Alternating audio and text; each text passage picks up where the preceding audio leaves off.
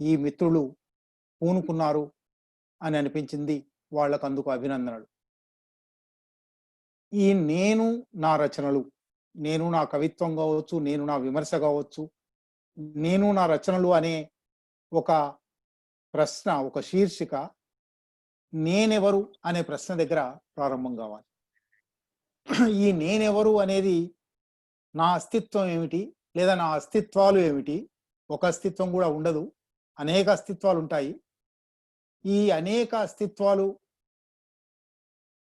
ఎట్లా రూపొందాయి? వాటి ఉన్మీలనం ఏమిటి? వాటి అంతిమ లక్ష్యం ఏమిటి? ఇటువంటి ఒక చర్చ బహుశా ప్రతి మనిషి తనకు తాను చేసుకోవలసింది. నా అస్తిత్వం ఏమిటి? నా అస్తిత్వాలు ఏమిటి? అనే చర్చతో పాటే ఇది నిజానికి కొత్త విషయం కూడా కాదు. మన చాలా ప్రాచీన సాహిత్యం దగ్గరికి పోయినా కోహం అనే ప్రశ్న ఉన్నది. నేనెవరిని అనే ప్రశ్న ఉంది. స్వస్వరూప జ్ఞానం అనే మాట ఉన్నది. ఇల్లలుకుతూ తన పేరు మరిచిపోయింది ఈగ అనే మాట ఉన్నది. టిఎస్ ఇలియట్ అన్నాడు, మనం జీవితంలో పడి జీవించడంలో పడి జీవితాన్ని మర్చిపోయామని. లేదా మరొక కొసకు వెళ్ళి నేనే సమస్తం, నేను సర్వజ్ఞుణ్ణి అనుకునే తత్వము ఉన్నది. కానీ వాస్తవానికి నేనెవరిని అనే ప్రశ్న ఎవరికైనా అటు ఇల్లలుకుతూ పేరు మరిచిపోయిన ఈగలము కావద్దు, ఇటు అతిశయం అహంకారం మూర్తి భవించిన మనుషులము కావద్దు అనే ఒక స్వస్వరూప జ్ఞానాన్ని ఇవ్వాలి. ఇది ఈ ఈ ఆలోచనను ఇంకా కొంచెం విస్తరించి చూస్తే ఆత్మకథలు బహుశా నేను నా రచన అని చెప్పేది, నేను నా కవిత్వం, నేను నా కథ అని చెప్పేది ఒక రకంగా ఆత్మకథ. అయితే తెలుగు సంప్రదాయంలో చాలా ఆశ్చర్యంగా ఆత్మకథ అనేది అయితే ఒక కొసకు వెళ్ళి అతిశయంగానైనా ఉన్నది. నేను ఏ తప్పులు చేయలేదు, నేను అన్నీ ఒప్పులే చేశాను, నేను నా సర్వజ్ఞుణ్ణి అనే అతిశయమైన ఉన్నది. లేదా ఇంకొక కొసకు వెళ్ళి అతి వినయం, నేనేమీ చేయలేదు, నేనేమీ కాదు, ఇతరులు ఎవరో ఏమో చేశారు అనేదైనా ఉన్నది. మన ఆత్మకథలు చదివితే తెలుగు సంప్రదాయంలో మరీ ముఖ్యంగా, ఇతర భాషా సంప్రదాయాలలో ఇట్లా ఉన్నదో లేదో తెలియదు, బహుశా లేదని అనుకుంటాను. కానీ తెలుగుకు వచ్చేటప్పటికీ అయితే అతిశయం కానీ లేదా వినయం కానీ మాత్రమే ఉంటున్నాయి. కానీ ఒక వస్తుగతమైన, ఒక నిర్మమమైన, ఒక తటస్థమైన, తన నుంచి తాను వేరు చేసుకొని ఒక బయటి మనిషిని అంచనా వేసినట్టుగా అంచనా వేసే వైఖరి లేదు. కనుక నేను నా రచనలు, నేను నా కవిత్వం, నేను నా సాహిత్యం అని చెప్పుకునేటప్పుడు నిజానికి అటువంటి నిర్మమమైన, తటస్థమైన, వస్తుగతమైన విమర్శ, వస్తుగతమైన, నిజానికి విమర్శ అనే మాట కూడా తెలుగు సంప్రదాయంలో ఒక నిందార్థంలో, వ్యతిరేకార్థంలో ఉన్నది. కానీ గుణదోష చర్చ, గుణదోష వివరణ, గుణదోష విచికిత్స ఇటువంటిది ఏమైనా చేయగలమా? ఈ ప్రయాణం, ఈ శీర్షిక, ఈ పరంపర అటువంటి ఒక కొత్త ఒరవడికి దారితీస్తే నిజానికి తెలుగు సాహిత్యానికి, తెలుగు సాహిత్యంలో ఆత్మకథల సంప్రదాయానికి ఒక గొప్ప మేలు చేసిన వాళ్ళం అవుతాం అని నాకు అనిపిస్తుంది. అటువంటి ఒక ఒరవడిని ప్రారంభించినందుకు ఈ మిత్రులను అభినందిస్తూ ఉన్నాను. అయితే చాలాసార్లు మాట్లాడడానికి ఎక్కడికైనా వెళ్ళినప్పుడు, ఉపన్యాసకుడిగా 30-40 ఏళ్లుగా ఉన్నాను, ఉపన్యాసకుడిగా వెళ్ళినప్పుడు చాలాసార్లు నాకు సందేహం వస్తుంది, నేను ఎందుకున్నాను ఇక్కడ అని. అది బహుశా ఒక కోహం లాంటి ప్రశ్న. నేను ఎందుకున్నాను ఇక్కడ అని ఇవాళ 2 స్థాయిలలో ఈ ప్రశ్న ఉన్నది. మొదటిది, ఇప్పటి వరకు వచ్చిన 14-15 మంది, ఒకరోజు 3 వచ్చారు, మిగిలిన రోజులు ఒక్కళ్ళొక్కళ్ళు ప్రధానంగా మాట్లాడారు. ఈ 14-15 మందితో పోలిస్తే నేను ఇక్కడ ఎందుకున్నాను అనే ప్రశ్న నాకున్నది. వాళ్ళందరూ కవులు, వాళ్ళందరూ సాహిత్యకారులు, విమర్శకులు. నేను ఏదో నా పాటికి కృషి చేశాను కానీ వాళ్లతో పోల్చదగిన, వాళ్లతో సమానంగా ఈ వేదికను షేర్ చేయదగిన వాడిని కాను. అది మొదటి సందేహం, ఎందుకున్నాను ఇక్కడ అని. రెండో సందేహం, ఇప్పటి వరకు ఇవి నేను నా కవిత్వం అని వచ్చింది. నేను కవిని కాను. నేను కవిని అని చాలా మంది కవులే అంగీకరించలేదు. నేను పేరుకు కవిత్వం రాశాను. తెనాలి రామకృష్ణ సినిమాలో ఈ రోజుల్లో కవిత్వం వైద్యం రానిదెవడికిలే అన్నట్టు కవిత్వం అనబడేది రాశాను గాని నేను కవినని నేను అనుకోను. కనుక సహజంగానే వీళ్ళు నేను నా కవిత్వం అని పెట్టలేదు. నేను నా విమర్శ అని పెట్టారు. నేను విమర్శకుడినైనా అవునా అని నాకు సందేహమే. ఎందుకంటే పేరు మోసిన సాహిత్య విమర్శకులు నన్ను సాహిత్య విమర్శకుడిగా కూడా అంగీకరించలేదు. నన్ను నేను ఏమని చెప్పుకుంటానంటే సాహిత్య విద్యార్థిని అని చెప్పుకుంటాను. ఒక సాహిత్య విద్యార్థిగా నేను ఒక 30 సంవత్సరాల ప్రయాణంలో ఏ సాహిత్యాన్ని అధ్యయనం చేశాను, ఏ సాహిత్యాన్ని పరిశీలించాను, ఏ సాహిత్యం మీద నా అభిప్రాయాలు వ్యక్తీకరించాను. ఇది ఒక సాహిత్య విద్యార్థిగా, సాహిత్య విమర్శకుడిగా మాత్రం కాదు. నాకు అదనంగా వచ్చిన ఒక అవకాశం, నేను కేవలం సాహిత్య విద్యార్థిని మాత్రమే కాదు, రాజకీయ అర్థశాస్త్ర విద్యార్థిని కూడా, చరిత్ర విద్యార్థిని కూడా. ఈ చరిత్ర అధ్యయనము, రాజకీయ అర్థశాస్త్ర అధ్యయనము, ప్రధానంగా సామాజిక శాస్త్రాల అధ్యయనం, సామాజిక శాస్త్రాలు ఇచ్చే పరికరాలతో సాహిత్యాన్ని చూసే ఒక దృష్టికోణాన్ని నాకు ఇచ్చాయి. ఒక కొత్త పనిముట్టును నాకు ఇచ్చాయి సాహిత్యం తవ్వడానికి. ఈ సాహిత్యపు తవ్వకపు పనిలో, సాహిత్యాన్ని అర్థం చేసుకునే పనిలో, సాహిత్యాన్ని విశ్లేషించే పనిలో సామాజిక శాస్త్ర పరికరాలు ఏ మేరకు ఉపయోగపడతాయి, ఏ మేరకు ఉపయోగపడవు అని ఒక ప్రయోగం చేస్తూ ఉన్నాను.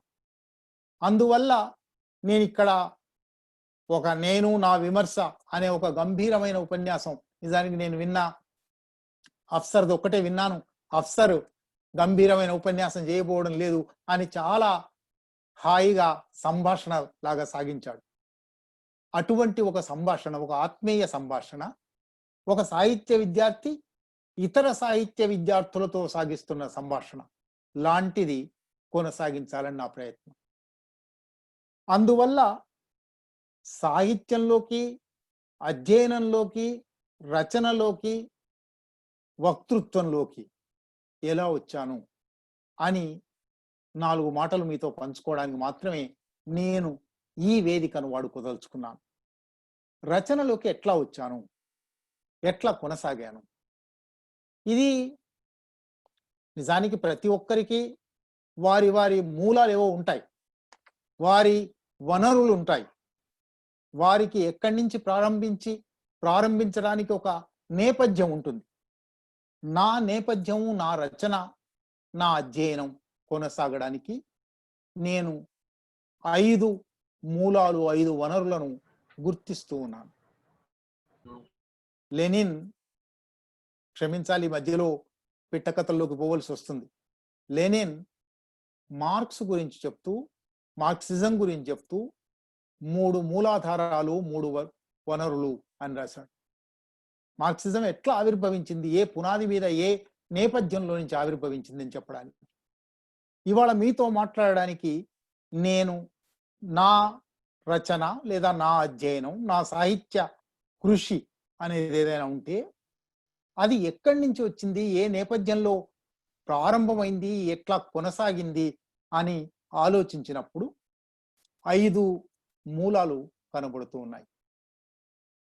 మొట్టమొదటిది, ఎవరికైనా సాహిత్యం అంటే భాష, భాష అంటే తల్లి ఇచ్చేది. తల్లి ఇచ్చిన భాషే మన భాష.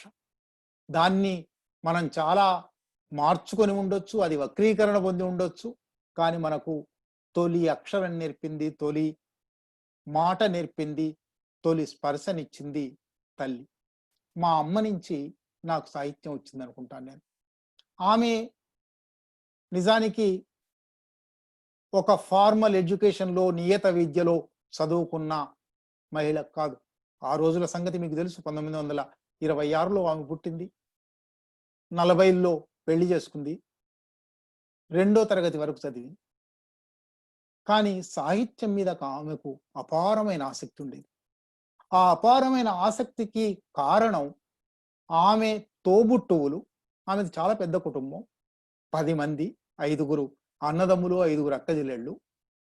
ఆ కుటుంబంలో 5గురికి 5గురు అన్నదమ్ములు సాహిత్యకారులు. 1940లలోనే తమ గ్రామంలో గ్రంథాలయాలు పెట్టిన వాళ్ళు, తమ రచనలు సాగించిన వాళ్ళు. 1943లో ఒక మామయ్య తన కథల పుస్తకం వేశారు. 1942లో తమ గ్రామంలోనూ, దగ్గరి మరో గ్రామంలోనూ గ్రంథాలయం ఏర్పాటు చేశారు. అంటే మా అమ్మ ద్వారా, సరే మా అమ్మకు అందరికన్నా చిన్న తమ్ముడు వరవర్రావు గారు మీ అందరికీ తెలుసు. అంటే ఒక రకంగా నేను పుట్టడానికి ఒక 20 సంవత్సరాల ముందు నుంచే మా అమ్మ జీవితంలో, లేదా ఇంకా అంతకు ముందు నుంచే మా అమ్మ జీవితంలో ఉన్న సాహిత్య వాసనలు, సాహిత్య వాతావరణం, సాహిత్య నేపథ్యం నాకు సాహిత్యం మీద రుచి దొరకడానికి కారణమైంది. రెండో మూలం మా బాపు అంటాం మేము. మీలో చాలా మంది నాన్న అనవచ్చు, అయ్యా అనవచ్చు. మాకు బాపు అనడం అలవాటు. మా నాన్న, ఆయన పేరు కూడా వరవర్రావే. ఆయన కూడా 5వ తరగతితో మానేశాడు ఆ రోజుల్లో. ఉర్దూ మీడియంలో 1920లలో 5వ తరగతితో మానేసి స్వయం కృషితో ఇంగ్లీష్ నేర్చుకున్నాడు. సంస్కృతం ఎంతో కొంత నేర్చుకున్నాడు. ఉర్దూ అయితే మీడియము ఆయన కరణీకం చేసేవాడు కాబట్టి ఆ రోజుల్లో నిజాం పాలనలో తప్పకుండా ఆయన డైరీలు కూడా ఉర్దూలో రాసుకునేవాడు. ఉర్దూలో విపరీతంగా మాట్లాడేవాడు. తెలుగు సాహిత్యం విపరీతంగా చదివాడు. ఆయన బహుశా ప్రబంధాలు, పురాణాలు, అన్ని పుస్తకాలు కొని తన ఇంట్లో పెట్టుకున్నాడు. రెగ్యులర్గా చదువుతూ ఉండేవాడు. సాహిత్యం మీద రుచి, సాహిత్యం మీద ఆసక్తి మాకు ఆయన పోతన నారాయణ కవచం రోజు మేము పడుకునేటప్పుడు చదివి వినిపిస్తూ ఉండేవాడు. భాగవత పద్యాలు చదివి వినిపిస్తూ ఉండేవాడు. అట్లా రెండో మూలం సాహిత్యంలో రుచి దొరకడం. సాహిత్యంలో ఒక రిథం ఉంది, సాహిత్యంలో ఒక లయ ఉంది, ఒక తూగు ఉంది, సాహిత్యంలో ఇటువంటి పదజాలం ఉంటుంది. ఈ లలితమైన, ముఖ్యంగా పోతనను చదివేవాడు కాబట్టి అది నా రెండో సాహిత్యం మూలం అనుకుంటాను. ఇవి రెండు బహుశా సహజమైన మూలాలైతే విస్తరించిన మూలాలు మిగిలిన 3. మూడోది మా మేనమామ వరవర్రావు గారు. ఆయన నడిపిన సృజన పత్రిక, ఆయన సృజన పత్రిక నిర్వహించడానికి నిర్మించిన సాహితీ మిత్రుల బృందం. నేను నా 8వ తరగతికి ఆయన దగ్గరికి వచ్చి ఆయన ఇంట్లోనే ఉండి చదువుకోవడం ప్రారంభించడం. అందువల్ల 8వ తరగతి నుంచే, అప్పటికే నేను నా 2వ తరగతిలో మొదటిసారి సాహిత్యం అధ్యయనం చేశాను. 8వ తరగతి నుంచి నేను రచనలు ఎంపిక చేసే పనిలోకి, సాహితీ మిత్రుల్లో కూర్చునేవాడిని, కవిత్వం చదివేవాళ్ళు అందరం, కవిత్వం నేను చదివేవాడిని, కథలు చదివేవాడిని. దాని మీద అందరూ అభిప్రాయాలు చెప్పేవాళ్ళు. అట్లా సాహిత్యాన్ని అంచనా గట్టే పని, సాహిత్యాన్ని ఆస్వాదించే పని, సాహిత్యాన్ని అర్థం చేసుకునే పని, సాహిత్యం మీద సంస్కరించడానికి అవకాశం ఉన్నదా అని ఆలోచించే పని బహుశా నాకు వరవరావు గారి ద్వారా, సృజన ద్వారా, సాహితీ మిత్రుల ద్వారా వచ్చింది. నా రచనకు ఒక మూలం, ప్రధానమైన మూలం అది. దాదాపు నా 9వ తరగతిలో నేనుండగా రాడికల్ విద్యార్థి సంఘం ఏర్పడింది. నేను రాడికల్ విద్యార్థి సంఘంలో అప్పటి నుంచి, అది పుట్టిన నాటి నుంచి సభ్యుడిని. డిగ్రీ చదివేదాకా, ఎంఏ చదివేదాకా రాడికల్ విద్యార్థి సంఘంలో ఉన్నాను. అప్పటికి ఇంకా అది నిషేధానికి గురి కాలేదు. రాడికల్ విద్యార్థి సంఘం నన్ను ఉపన్యాసకుడిగా తీర్చిదిద్దింది. నా చేత ఆ రోజులో ఇక్కడ ఉన్న పెద్దతరం వాళ్ళకి చాలా మందికి తెలుసును, కళాశాలల ముందర, పాఠశాలల ముందర రాడికల్ వాయిస్ అని ఒక పోస్టర్ వేసే సంప్రదాయం ఉండేది. ప్రతి వారము లేదా 3 రోజులకోసారి, 5 రోజులకోసారి జరిగిన అంతర్జాతీయ, జాతీయ, ప్రాంతీయ ఘటనల మీద రాడికల్ విద్యార్థి సంఘం అభిప్రాయం ఏమిటి అని ఒక కరపత్రం లాంటిది గోడ పోస్టర్ రాసి అతికించేవాడు. అట్లా రాయడం అలవాటైంది. రాయడం నాకు రాడికల్ విద్యార్థి సంఘం నేర్పింది. ఆ క్రమంలోనే నేను ఎంఏలో ఉన్నప్పుడు విప్లవ రచయితల సంఘంలో చేరాను. 10 సంవత్సరాలుగా నేను ఆ సంఘంలో లేను. కానీ అంతకు ముందు 27 సంవత్సరాలు విప్లవ రచయితల సంఘంలో ఉన్నాను. విప్లవ రచయితల సంఘం నాకు అనేక పనులు పెట్టింది. నా చేత కవిత్వం రాయించింది, నా చేత అనువాదాలు చేయించింది, నా చేత వ్యాసాలు రాయించింది, నా చేత కథా విమర్శ చేయించింది, నా చేత ఉపన్యాసం చెప్పించింది. అట్లా నా రచనల విస్తృతి పెరిగింది. వీటితో పాటు 84లో నేను ఉదయం దినపత్రిక ప్రారంభించడానికి ముందే, ఒక ఏడాది ముందే సబ్ ఎడిటర్ ట్రైనీలుగా కొంతమందిని తీసుకున్నారు. అట్లా జర్నలిజంలోకి ప్రవేశించాను. ప్రధాన స్రవంతి జర్నలిజంలో, సృజన జర్నలిజం కాదనుకుంటే. అప్పటి నుంచి నేను ఇవాల్టి దాకా జర్నలిస్టుగా ఉన్నాను. ఒక 36 సంవత్సరాలుగా ఈ జర్నలిస్టు వృత్తి వల్ల కలిగిన పరిచయాలు గాని, రచనా శైలులు గాని, తెలిసిన విషయాలు గాని, ప్రజలకు తెలుపవలసిన విషయాలు గాని నన్ను రచయితగా మార్చాయి. కనుక ఈ 5 మూలాలు నా రచనకు, నా సాహిత్య కృషి. నేను ఇవాళ కొంత కవిత్వం రాసున్నా, కొన్ని వ్యాసాలు రాసున్నా, కొంత రాజకీయ ఆర్థిక విశ్లేషణ చేసినా, కొంత చరిత్ర రాసినా, కొంత అనువాదం చేసినా, ఇవన్నిటికీ ఈ 5 మూలాల నుంచే నేను ఎదిగి వచ్చాను, నేను పెరిగి వచ్చాను అని నేను అనుకుంటాను. విమర్శ గురించి ప్రత్యేకంగా చెప్పమని వాళ్ళు అడిగారు కాబట్టి అక్కడికి వెళ్తాను. కానీ వెళ్ళే లోపల ఒక 2 అంశాలు మాత్రం కవిత్వం గురించి, అనువాదం గురించి మీతో పంచుకోవాలి. కవిత్వం, అది నేను కవిత్వం అనుకుంటానా లేదా చర్చ ఎట్లా ఉన్నప్పటికీ, ఎందుకంటే నేను వేసిన ఒకే ఒక్క కవితా సంపుటి ముందు మాటలో నేను రాసి ఉన్నాను, నేను ఫైజ్ అహ్మద్ ఫైజును, పాబ్లో నెరూడాను ఇద్దరిని కవులుగా గుర్తిస్తాను. మిగిలిన వాళ్ళు ఏమి రాసినా ఆ గీటురాయి మీద ఇది కవిత్వం అవుతుందా కాదా పరిశీలిస్తాను. కనుక నన్ను నేను కవిగా గుర్తించుకోను అని రాశాను. నన్ను నేను కవిగా గుర్తించుకోకపోవడానికి అది కారణం. కానీ కవిత్వం లాంటిది రాశాను నేను, లేదా వచనాన్ని నిలువుగా రాశానేమో కూడా తెలియదు. ఈ కవిత్వ రచన నా 9వ తరగతిలో మొదటిసారి ఒక బలమైన ఉద్వేగం, ఒకటి చెప్పవలసిన అవసరం రావడం, అట్లా రాశాను. అది అచ్చయింది సృజనలో. అది సృజనలో ఆయన ఏదో సంపాదకుడు నా మేనమామ కనుక అచ్చు కాలేదు. దాని వెనుక ఒక కథ ఉంది. ఇక్కడ అంత సమయం ఉందో లేదో నాకు తెలియదు. కానీ నేను ఒక ఘటన మీద చాలా తీవ్రంగా స్పందించి రచన చేసి, ఆ రచన సృజనలో, సృజన సాహితీ మిత్రుల సంప్రదాయంలో ఎంత కఠినమైన ప్రమాణాలు ఉంటాయో తెలుసును. కాబట్టి ఇది సృజనకు ఇవ్వగలనా అని నాకే సందేహం వచ్చి, మా స్కూల్ ముందర ఒక పోస్ట్ ఆఫీస్ ఉండేది. ఒక మారు పేరు పెట్టుకొని, ఆ మారు పేరు పెట్టుకోవడానికి కూడా మళ్ళీ ఒక కథ ఉంది. అనంతపురం నుంచి 1973లో రక్తగానం అని ఒక కవితా సంకలనం వేశారు. ఆ కవితా సంకలనం రాగానే దాన్ని ప్రభుత్వం నిషేధించింది. ఆ నిషేధ వార్త చూసి ఎప్పుడైనా నేను కవిత్వం రాస్తే రక్త గాయకుడు అని పేరు పెట్టుకోవాలి అనుకున్నాను. ఆ రక్త గాయకుడు అని పేరు పెట్టి దొంగతనంగా తెలియకుండా మా ఇంటికి నేనుంటున్న ఇంటికి నేనే పోస్ట్ చేశాను. పోస్ట్ చేసి మర్నాడు స్కూల్ ఎగ్గొట్టి దానికోసం ఎదురు చూశాను. పోస్ట్ వస్తుందా, వస్తే అది కవర్ చింపి మామయ్య చదివి ఏమంటారు, అది రచన పనికొస్తుందంటారా పనికిరాదంటారా. ఆ మర్నాడు ఎగ్గొట్టినా కూడా ఈ పోస్ట్ రాలేదు. సరే, పోస్ట్లో పోయింది ఇది అనుకున్నాను.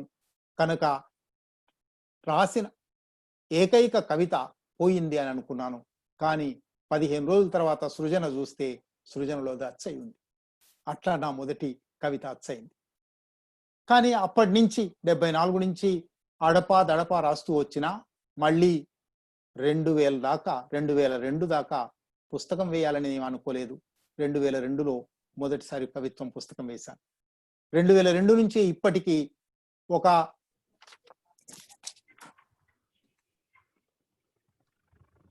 కనీసం 3 సంపుటాలకు తగిన కవిత్వం రాసి ఉన్నప్పటికీ, దాంట్లో చాలా పత్రికల్లో అచ్చయి ఉన్నప్పటికీ కవినేనా అనే సందేహం వల్ల అవి పుస్తకాలు రాలేదు. ఈ కవిత్వం కన్నా ముఖ్యమైనది నేను చేసిన అనువాద కృషి.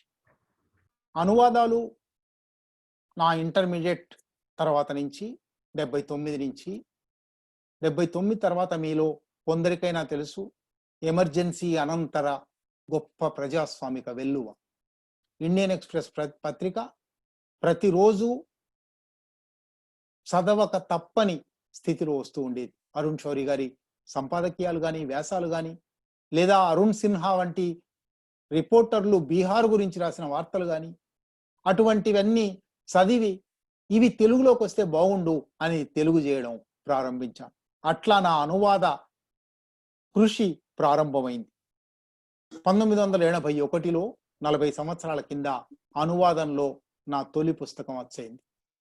మార్క్సిజం లెనినిజం మన సూక్ష్మదర్శిని దూరదర్శిని అని తత్వశాస్త్రాన్ని, మార్క్సిస్ట్ తత్వశాస్త్రాన్ని ఒక 20-30 పేజీల చిన్న బుక్లెట్ గా ఎవరో బొంబాయి మిత్రులు సైక్లో స్టైల్ పుస్తకం చేసి పంపితే అది వెంటనే తెలుగు చేయాలనిపించింది. తెలుగు చేశాను, అది అచ్చయింది.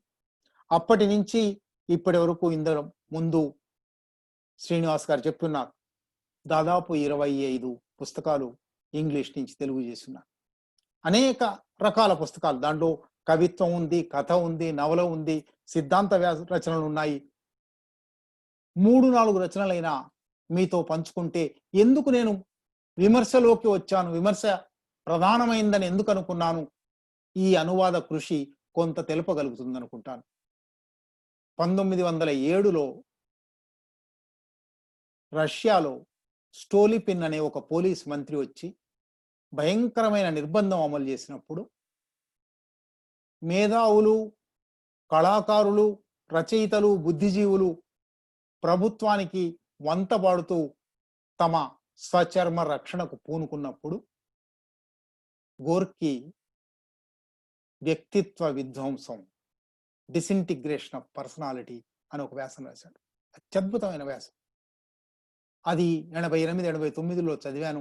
చదివిన వెంటనే దాదాపు 70-80 పేజీల వ్యాసం అది అనువాదం చేయాలనిపించింది. ఇవాల్టికి నా విమర్శా దృక్పథంలో ఎక్కడో వెనుక నేపథ్యంలో ఆ గోర్కీ వ్యాసంలో ఇచ్చిన అవగాహన ఉంది అనుకుంటాను. అట్లే డిడి కోసంబి భారత చరిత్ర మీద కారణమైన కృషి మీలో చాలా మందికి తెలుసు. ఆయన 1956లో introduction to the study of Indian history అనే పుస్తకం రాశారు. అత్యద్భుతమైన పుస్తకం. 56లో వస్తే అది 2014 60 సంవత్సరాల పాటు తెలుగులో లేదు. దాని మీద పరిచయ వ్యాసం లేదా మొత్తంగా పరిచయ వ్యాసం బాలు పరిచయంగా పుస్తకం రాశారు. కానీ ఈ పుస్తకం జరిగే కారణంగా భావిస్తాను.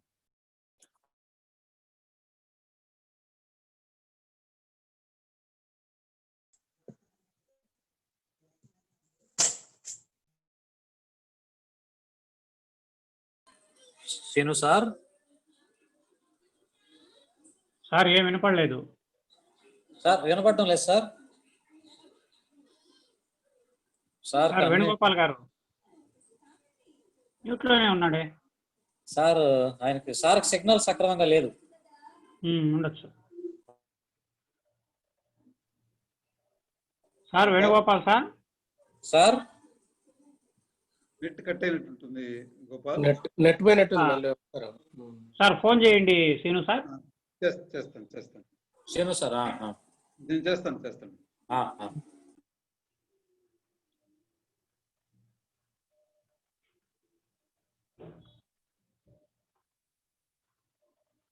ప్రతిరోజు ఏదో ఒక రూపైన ఈ సాంకేతిక వ్యవస్థ కొంచెం ఇబ్బంది పెడుతూనే ఉంది. మరి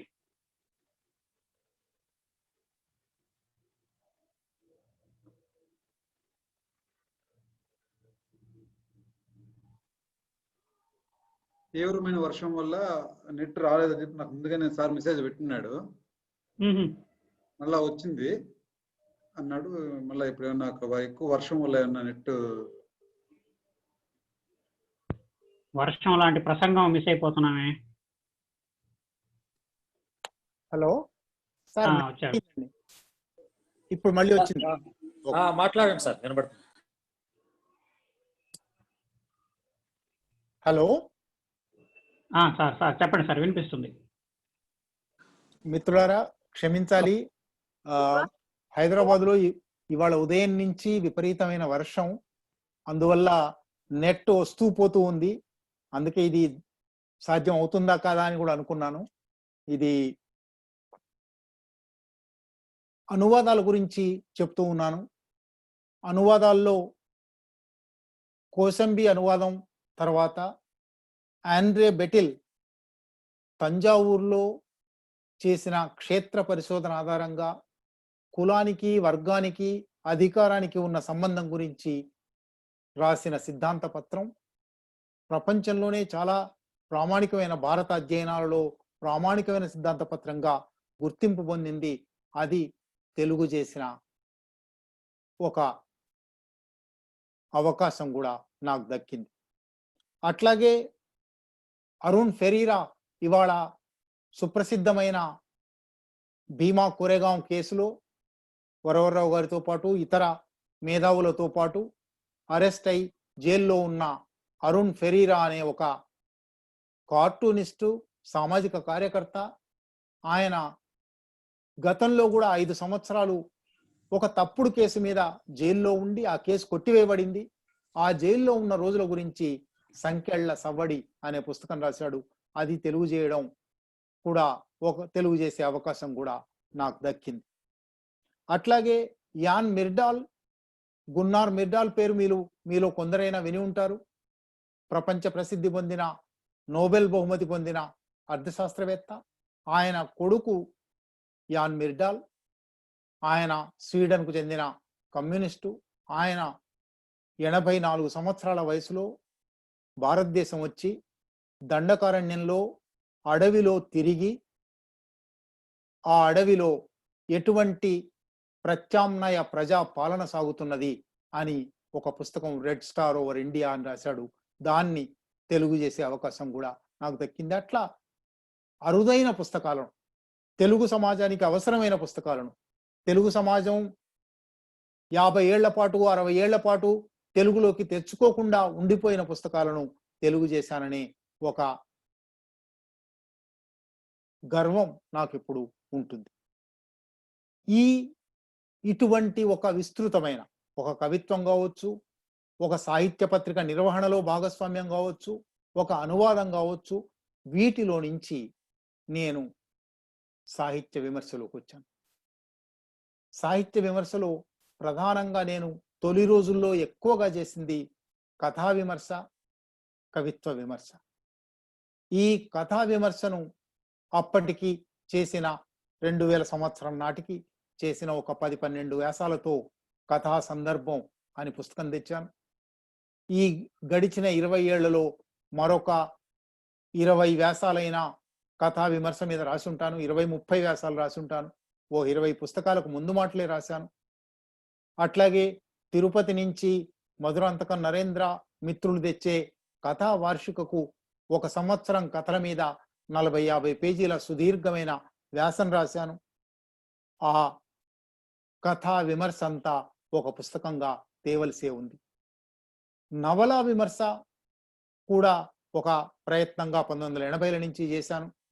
ఈ నవలా విమర్శనంతా కలిపి నవలా సమయం పేరుతో 2006లో తీసుకొచ్చాను. నాకు వల్లంపాటి వెంకట సుబ్బయ్య గారు ఒక ఆదర్శం, ఒక నమూనా. ఆయన కథా విమర్శ, నవలా విమర్శ, వ్యాస విమర్శ 3 సంపుటాలు తీసుకొచ్చారు. నేను కూడా కవిత్వం, ఆయన కవిత్వం విమర్శ చేయలేదు కాబట్టి కవిత్వం రాయలేదు, కానీ నేను కవిత్వం కూడా కలిపి 4 పుస్తకాలు తేవాలి అని ఒక ప్రణాళిక వేసుకున్నాను. కథా, నవల మాత్రమే వచ్చాయి. సాహిత్య విమర్శ కవిత్వం ఇప్పటికింకా రాలేదు. అయితే ఈ సాహిత్య పరిశీలన నుంచి నేను క్రమక్రమంగా దూరం జరుగుతూ, ఇప్పటికీ పూర్తిగా దాన్ని వదిలేశానని కాదు గాని, సాహిత్య విమర్శ కన్నా ఎక్కువగా నన్ను ఆకర్షిస్తూ వచ్చినది రాజకీయ ఆర్థిక విమర్శ. 1991లో నూతన ఆర్థిక విధానాలు ఈ దేశంలో ప్రారంభమైనప్పుడు, అప్పటికి నేను సమయం అనే ఒక రాణి దినపత్రికలో పనిచేస్తూ ఉన్నాను. ఆ పత్రిక ఇంకా రాలేదు. కానీ సబ్ ఎడిటర్లకు, రిపోర్టర్లకు ట్రైనింగ్ ఇచ్చే పనిలో, అంటే వాళ్ళ చేత వార్తలు అనువాదం చేయించి అవి దిద్దే పనిలో ఉండేవాడిని. అప్పుడు మా టెలిప్రింటర్ల మీద, అప్పటికి ఇవాళలాగా ఇంటర్నెట్ లేదు, టెలిప్రింటర్ల మీద రీములకు రీములు వచ్చేవి. టెలిప్రింటర్ల మీద నూతన ఆర్థిక విధానాల ప్రకటనలు, అప్పటి ఆర్థిక మంత్రి మన్మోహన్ సింగ్, అప్పటి ప్రధానమంత్రి పివి నరసింహారావు వాళ్ళు చేసిన వాగ్దానాలు, వాళ్ళ ప్రగల్భాలు, వాళ్ళు దేశాన్ని తాకట్టు పెడుతున్న తీరు నా చేత వ్యాసాలు రాయించాయి, నా చేత విశ్లేషణ చేయించాయి. అర్థశాస్త్రం చదువుకొని ఉండడం వల్ల కొంత, సాహిత్య రచనలో, వ్యాస రచనలో అప్పటికే ప్రవేశం ఉండడం వల్ల కొంత, వెంటనే 1991 జూన్లో వాళ్ళ ప్రకటనలు, నూతన ఆర్థిక విధానాలు, నూతన పారిశ్రామిక విధానం, నూతన ఎగుమతి దిగుమతుల విధానం వెలువడిన వెంటనే అప్పుడు వస్తున్న ఉదయం దినపత్రికలో వాటి మీద విమర్శ చేశాను.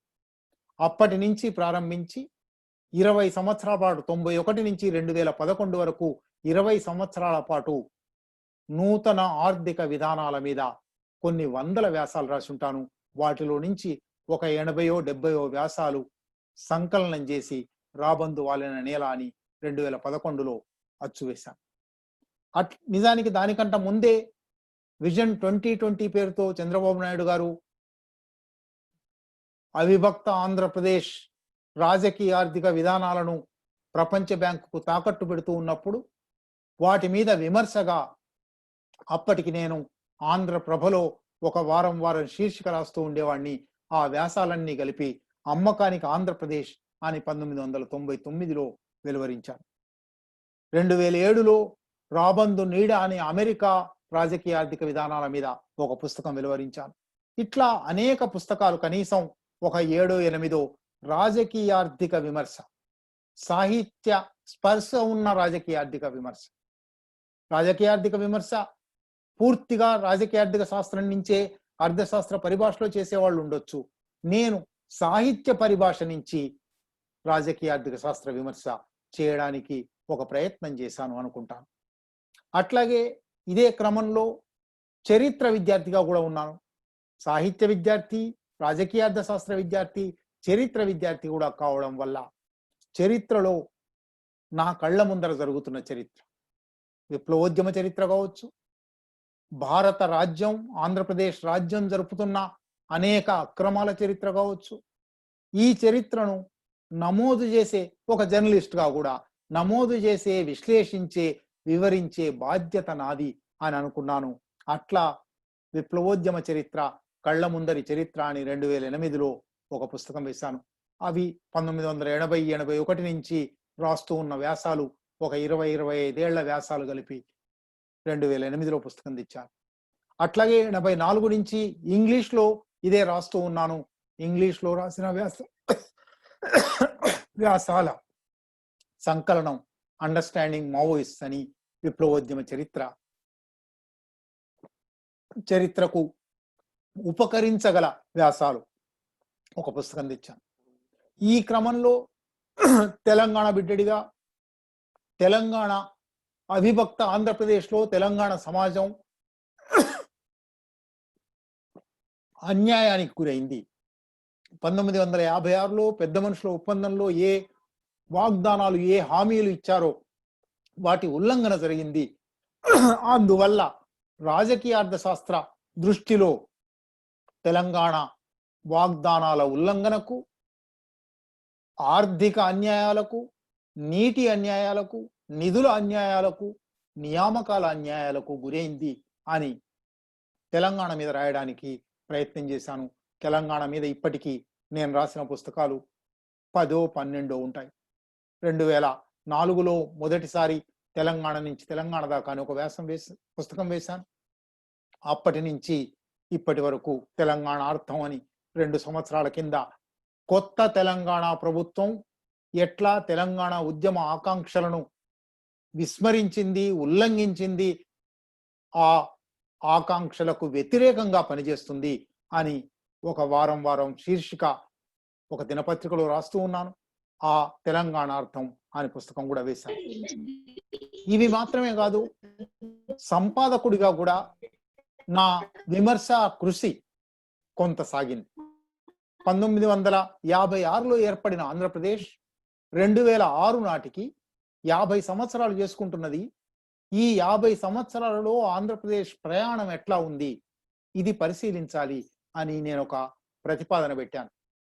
వి హనుమంతరావు గారు, ఆర్ఎస్ రావు గారు, వి హనుమంతరావు గారు సీనియర్ జర్నలిస్టు, ఆర్ఎస్ రావు గారు అర్థశాస్త్రవేత్త, వారిద్దరి సహకారంతో నేను ఒక సంపాదకుడిగా ఒక 600-700 పేజీల ఉద్గ్రంథం 50 years ఆఫ్ ఆంధ్రప్రదేశ్ అని 40 వ్యాసాలు, అనేక రంగాలు, వ్యవసాయ రంగం, పారిశ్రామిక రంగం, సేవా రంగం, విద్యారంగం, భూమి, ఉద్యోగ రంగం, అటువంటి అనేక అంశాలు తీసుకొని, నీటిపారుదల రంగం, 40 మంది వేరువేరు వ్యాస రచయితలతో ఇంగ్లీష్లో రచనలు చేయించి ఇంగ్లీష్లో 50 years ఆఫ్ ఆంధ్రప్రదేశ్ 2006లో తీసుకొచ్చాం.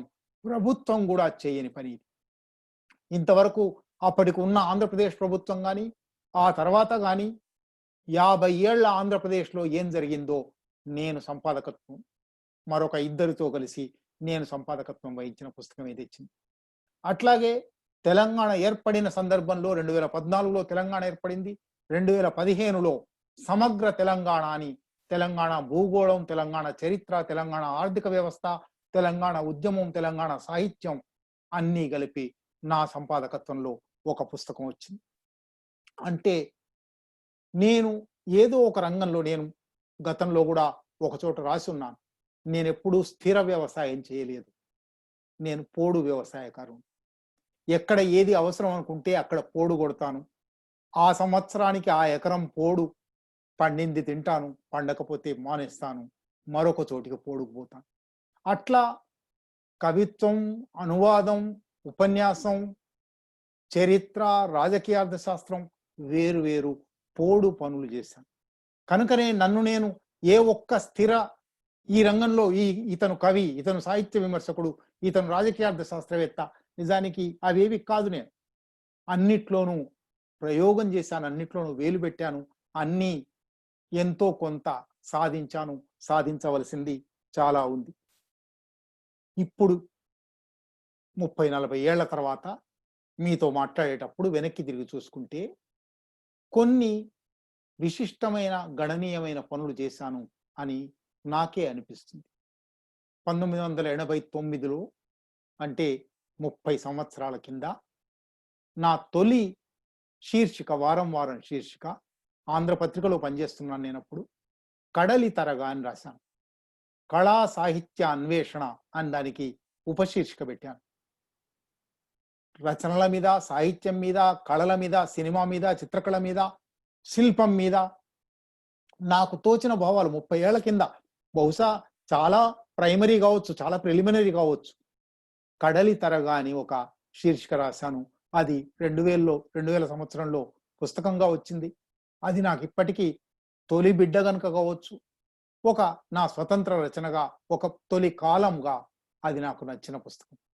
అట్లాగే ఇటీవలి కాలంలో కవిత్వంతో ములాఖాత్ అని నా విమర్శ దృష్టిని మాత్రమే కాకుండా కేవలం ఒక చరిత్ర రచనా దృష్టి, విమర్శ అంటే మనకు తెలిసిన పద్ధతిలో దాన్ని ఖండించడం, దాన్ని వ్యతిరేకించడం అనే అర్థంలో కాకుండా ఒక జ్ఞాపకాల, ఒక పురాస్మృతి, అసలు నాకు కవిత్వంతో పరిచయం ఎట్లా కలిగింది అనే దగ్గర ప్రారంభించి కవిత్వంతో ములాఖాత్ అని ఒక 40 వారాల పాటు కవి సంగమంలో రాశాను. అది తర్వాత పుస్తకంలో వేశాను. ఇవి రెండు, అట్లాగే కోసంబి అనువాదము, ఆండ్రే బెటిల్ అనువాదము నేను చేసిన కృషిలో ముఖ్యమైనవి అని నాకు అనిపిస్తుంది. ఈ 40 ఏళ్లలో నేను ప్రధానంగా చేసిన పనులు చదువు, రాత, మాట. ఇవి తప్ప వేరే పనులు రావు గనక. నిజానికి వేరే పనులు వచ్చి ఉంటే శారీరక శ్రమ ఉపయోగించగలిగిన పనులు, ఉత్పత్తిలో నేరుగా పాల్గొనగలిగిన పనులు వచ్చి ఉంటే, అవి చేయగలిగే అవకాశం ఉంటే బాగుండేది. కానీ నాకు వచ్చినవి చదువు, రాత, మాట. ఈ 3 30-40 సంవత్సరాలుగా చేస్తూ ఉన్నాను. నా సాహిత్య కృషి లేదా నా విమర్శ కృషి, నేను నా విమర్శ అని ఒక శీర్షిక ఇచ్చి ఎవరన్నా మాట్లాడమన్నప్పుడు నేను చెప్పగలిగినవి ఇవి మాత్రమే. నా చదువు, నేను ఇవాళ 59 నిండి ఉన్నాను. 50 ఏళ్లకు పైగా 52 ఏళ్లుగా చదువుతూ ఉన్నాను. చదవకుండా ఒక్క రోజు గడపలేదు. చదవకుండా మాట్లాడడానికి అర్హత లేదు అని నేను అనుకుంటాను. నేను మాట్లాడిన, నేను రాసిన ఏ విషయమైనా దాని లోతుల్లోకి వెళ్లకుండా మాట్లాడలేదు. 1984లో నేను నిరంజన గారి చిరస్మరణ అనే నవల మీద ఒక వ్యాసం రాశాను. చిరస్మరణ మీద వ్యాసం, ఆ వ్యాసం చిన్నదే, 15 పేజీలు 16 పేజీల వ్యాసం. కానీ ఆ వ్యాసం కోసం నేను కేరళ మీద రాసిన నవల, మలబార్ మీద రాసిన నవల, మలబార్ చరిత్ర కనీసం 20-30 పుస్తకాలు చదివాను. మలబార్లో రైతాంగ ఉద్యమ చరిత్ర, ఆ రైతాంగ ఉద్యమం వల్ల కయ్యూర్లో కామ్రేడ్స్ కు ఉరిశిక్ష, ఆ ఉరిశిక్ష మీద రాసిన చిరస్మరణ నవల మీద కేవలం టెక్స్చువల్ విమర్శ చేయొచ్చు, లేదా నవల శిల్పం చెప్పొచ్చు, లేదా ఇవాళ చాలా మంది విమర్శకులకు అలవాటైనట్టుగా నవల కథను మళ్ళీ తిరగరాస్తే అదే విమర్శ అయిపోవచ్చు. కానీ నేను పూర్వరంగంలో పెట్టడానికి ప్రయత్నం చేశాను. ఈ నవల ఏ నేపథ్యంలో తయారైంది అని చెప్పడానికి ఒక మలబార్ చరిత్రనంతా అధ్యయనం చేశాను. ఇవాల్టికి ఏమి రాయదలుచుకున్నా నేను చేసే పని అది. అందువల్ల నా అధ్యయనం ప్రధానమైనదని, నిజానికి అధ్యయనంలో చాలా ఆనందం ఉన్నది. అధ్యయనంలో మనకు తెలియని వ్యక్తిగా నా పంచేంద్రియాల పరిమితులు నాకున్నాయి. నేను ఎక్కడికి పోలేను, నేను ఎక్కడికి చూడలేను. ఈ పంచేంద్రియాల పరిమితులను దాటి నేనెన్నడూ చూడని లోకాలకు నన్ను తీసుకుపోగలిగింది సాహిత్యం. నేనెన్నడూ చూడని మనుషులలోకి నన్ను తీసుకుపోగలిగింది సాహిత్యం. నేనెన్నడూ ఊహించలేని సన్నివేశాలలోకి, వాతావరణాలలోకి నన్ను ప్రవేశపెట్టగలిగింది సాహిత్యం. అందువల్ల చదువే నా మొట్టమొదటి ప్రేమ. చదువు లేకుండా ఇంకే పని చేయకూడదు అని నా అభిప్రాయం. చదువుతాను. అట్లాగే రాత అలవాటైంది. దాదాపు 78-79 నుంచి రాయకుండా వారం గడవలేదు, రోజు గడవలేదు అని అతిశయోక్తి చెప్పలేను, కానీ వారం గడవలేదు. జర్నలిస్ట్గా ఉన్నప్పుడు రోజు రాయవలసిందే, రోజు రాశాను. ఇప్పుడు వీక్షణం పత్రిక కోసం ప్రతి నెల కనీసం 4 వ్యాసాలు నేను రాస్తాను, 2-3 వ్యాసాలు అనువాదం చేస్తాను. ప్రతిరోజు వాటి కోసం చదువుతాను. రాత నా రెండో ప్రేమ. మాట ఈ సమాజంలో ఇంకా ఇప్పటికీ అవి సరైన లెక్కలు అవునా కాదా ఎట్లా ఉన్నా 35% నిరక్షరాస్యులుగా ఉన్నారు. ఒకప్పుడు ఇది 50% ఉండేది, 60% ఉండేది. ఇవాళ తెలంగాణ మాత్రమే కాదు, ఆంధ్ర కూడా దేశవ్యాప్తంగా అక్షరాస్యత జాబితాలో అట్టడుగున ఉన్న రాష్ట్రాలలో మన 2 తెలుగు రాష్ట్రాలు. ఈ నిరక్షరాస్యులకు విషయాలు చెప్పవలసిన బాధ్యత చదువు నేర్చుకున్న వాళ్ళది. నిరక్షరాస్యులు మాత్రమే కాదు, అక్షరాస్యులు అనుకునే వాళ్ళలో, విద్యావంతులు అనుకునే వాళ్ళలో కూడా అనేక మందికి సమాజ గమనం ఏమిటో తెలియదు, సమాజం ఎటు ప్రయాణిస్తుందో తెలియదు, రూపానికి సారానికి మధ్య తేడా గుర్తించలేరు. రూపము సారము ఒకటి కావు. రూపంలో మనకు కనబడేది, ఇది మార్క్స్ నుంచి నేర్చుకున్నాను నేను. మార్క్స్ క్యాపిటల్లో అనేక చోట్ల ఇది వివరించున్నాడు. రూపంలో మంటను చల్లార్చే నీరు, సారంలో మంటలకు పురికొల్పే ఆక్సిజన్, హైడ్రోజన్. కనుక రూపాన్ని చూసి భ్రమసిపోకూడదు. రూపంలో సూర్యుడు ఉదయించినట్టు కనబడతాడు, సారంలో సూర్యుడు ఉదయించడం లేదు, భూమి తిరుగుతోంది. రూపంలో పెట్టుబడిదారు తాను ఫ్యాక్టరీ పెట్టి తాను 1000 మందికి ముక్తి కల్పిస్తున్నట్టు కనబడుతుంది, సారంలో ఈ కార్మికులు తమ నెత్తుటిని చెమట చేసి అదనపు విలువ సృష్టించి ఆ పెట్టుబడిదారును పోషిస్తున్నారు. కనుక రూపానికి సారానికి అఘాతం ఉన్నది.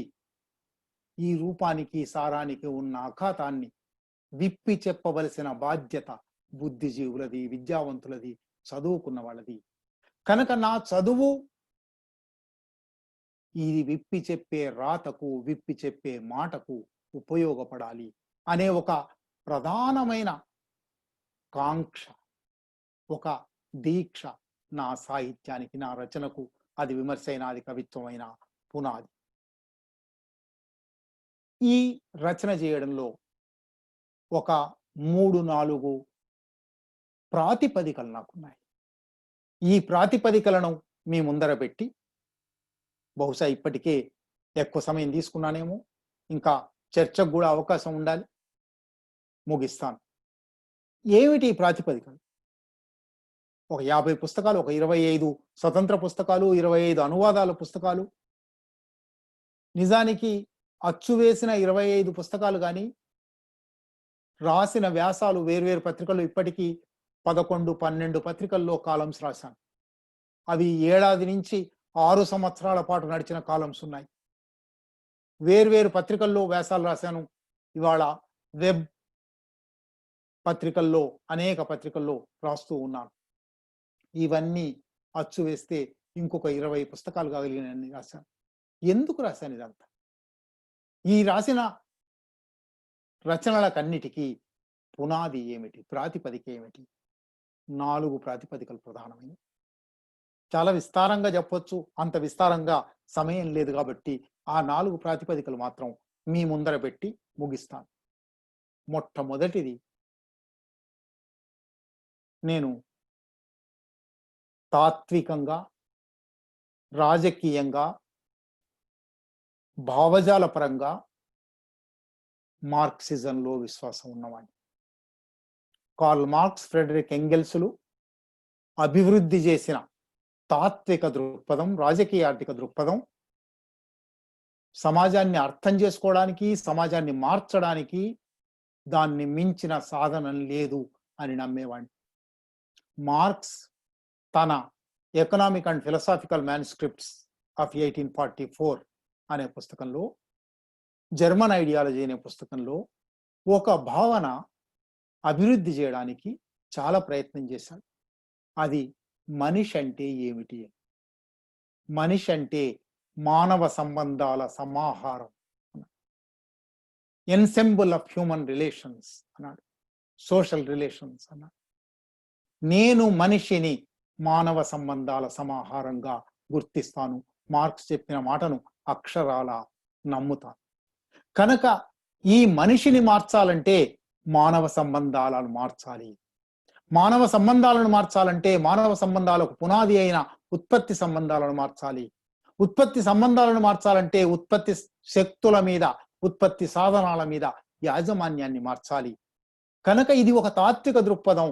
ఈ తాత్విక దృక్పథాన్ని, మనిషి అంటే మానవ సంబంధాల సమాహారం. మనిషి బాగుపడాలని కోరుకుంటే, మనిషి ఉన్నతుడు కావాలని కోరుకుంటే, మనిషి ఉన్నతురాలు కావాలని కోరుకుంటే, మనిషి ఉన్నతీకరణ చెందాలంటే తప్పనిసరిగా మానవ సంబంధాలు ఉన్నతీకరించాలి. మానవ సంబంధాల ఉన్నతీకరణకు రాజకీయార్థిక మూలాలున్నాయి. ఇది గుర్తించి, సాహిత్యం అంటే మనిషి గురించి మాట్లాడేది గనక, సాహిత్యం విమర్శ చేయడం అంటే మానవ సంబంధాల గురించి అర్థం చేసుకోవడం, మానవ సంబంధాల గురించి అర్థం చేసుకోవడం అంటే ఉత్పత్తి సంబంధాల గురించి అర్థం చేసుకోవడం అనే దృక్పథంతో నా సాహిత్య విమర్శ సాగుతుంది. ఇది మొదటి ప్రాతిపదిక. రెండోది, సాహిత్యాన్ని అధ్యయనం చేసేటప్పుడు తెలుగు విశ్వవిద్యాలయాల తెలుగు శాఖల సంప్రదాయంలో సాహిత్యాన్ని ఆ సాహిత్యపు చరిత్రతో సంబంధం లేకుండా అర్థం చేసుకునే ఒక ధోరణి ఎందువల్లనో గాని పెరిగిపోయింది. నేను సాహిత్యాన్ని అర్థం చేసుకోవడానికి చారిత్రక దృక్పథం అవసరం అనుకునేవాడిని. చరిత్ర అంటే కూడా ఈహెచ్ కార్ అన్నాడు, చరిత్ర అంటే గత వర్తమానాల మధ్య సంభాషణ అని. ఇవాళ వర్తమానం గురించి మాట్లాడుతున్నామంటే ఒక గతం గురించి మాట్లాడుతున్నాం, ఒక భవిష్యత్తు గురించి మాట్లాడుతున్నాం. ఇది ఒక అవిచ్ఛిన్న ధార. ఈ అవిచ్ఛిన్న ధారలో ఒక బిందువును, ఒక ప్రవాహంలో బిందువును తీసుకొని పరిశీలిస్తున్నాము అన్నప్పుడు ఈ బిందువు నిన్న ఏమిటి, ఈ బిందువు రేపు కాబోయేదేమిటి అని అర్థం చేసుకోవలసి ఉంటుంది. ఈ చారిత్రక దృక్పథం లేకుండా ఏ వస్తువును అర్థం చేసుకోలేము, ఏ సాహిత్యాన్ని అర్థం చేసుకోలేము, ఏ కవిత్వాన్ని అర్థం చేసుకోలేము. అందువల్ల సాహిత్య విమర్శకు చారిత్రక దృక్పథం అత్యంత అవశ్యం అని నమ్మేవాడిని. కనుక నేను చేసిన సాహిత్య విమర్శ అంతా కూడా, నేను చేసిన రచన అంతా కూడా చారిత్రక దృక్పథంలో భాగంగా వచ్చింది, చారిత్రక దృక్పథాన్ని అన్వయించి వచ్చింది. మూడోది, ముందు చెప్పినప్పుడు కూడా విస్తరించి ఉన్నాను, మనిషి గురించి, అక్కడి నుంచి చరిత్ర గురించి, అక్కడి నుంచి ఈ మనిషికి చరిత్రకు, చరిత్ర గమన సూత్రం ఏమిటి, చరిత్ర చలన నియమం ఏమిటి. చరిత్ర చలన నియమం రాజకీయ ఆర్థిక దృక్పథంలో మాత్రమే దొరుకుతుంది.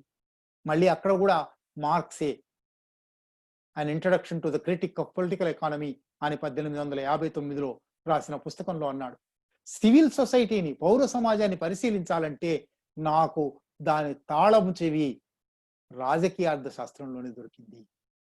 ఎందుకంటే రాజకీయార్థిక నేపథ్యం వల్లనే సమాజం ఏర్పడుతూ ఉన్నది. రాజకీయార్థిక పునాది లేకుండా, అంటే మీరు కళ సృష్టించినా, సాహిత్యం సృష్టించినా, సంగీతం సృష్టించినా, జీవితం గడిపినా, రోజుకు 2 పూటల తినకుండా ఇవేవి సాగవు. ఈ తిండి ఎట్లా ఉత్పత్తి అవుతున్నది? తిండి అంటే తిండి మాత్రమే కాదు, కేవలం భౌతికార్థంలో మాత్రమే కాదు. ఈ కంప్యూటర్ కావచ్చు, ఈ మైక్ కావచ్చు, ఈ చొక్కా కావచ్చు, మనిషి జీవనానికి అవసరమైన సకల పాదార్థిక రూపాలు ఎట్లా ఏర్పడుతున్నాయి పరిశీలించకుండా, అధ్యయనం చేయకుండా, విశ్లేషించకుండా కళను, సాహిత్యాన్ని పరిశీలించలేము. రాజకీయార్థిక దృక్పథం అంటే అది. కనుక ఈ రాజకీయార్థిక దృక్పథంలోకి పోయినప్పుడు ఈ ఉత్పత్తి ఎట్లా సాగుతున్నది, ఈ ఉత్పత్తి ఏ సాధనాల ఆధారంగా సాగుతున్నది, ఈ ఉత్పత్తి సాధనాల మీద యాజమాన్యం ఎవరిది, ఈ ఉత్పత్తి సాధనాల క్రమానుగత పరిణామంలో ఏ సాంకేతిక విధానాలు అభివృద్ధి అవుతున్నాయి, ఏ మనుషులు, ఏ ఉత్పత్తి శక్తులు ఈ సాధనాలను ఉపయోగించి ఉత్పత్తి చేస్తున్నారు, ఇంత చేసి వాళ్ళు తమ శ్రమ ఫలితం పొందుతున్నారా లేదా, ఈ ఉత్పత్తి సాధనాల మీద యాజమాన్యం కొందరిదే కావడం వల్ల, గుత్తాధిపత్యం కావడం వల్ల ఈ అసమానతలు కొనసాగుతున్నాయి.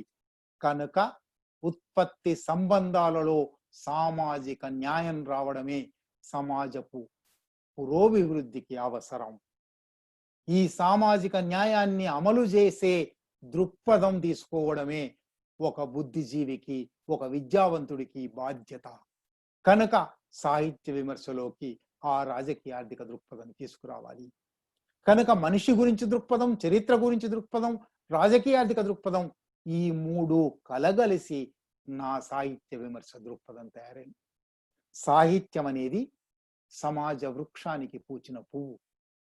సమాజం లేకుండా సాహిత్యం లేదు.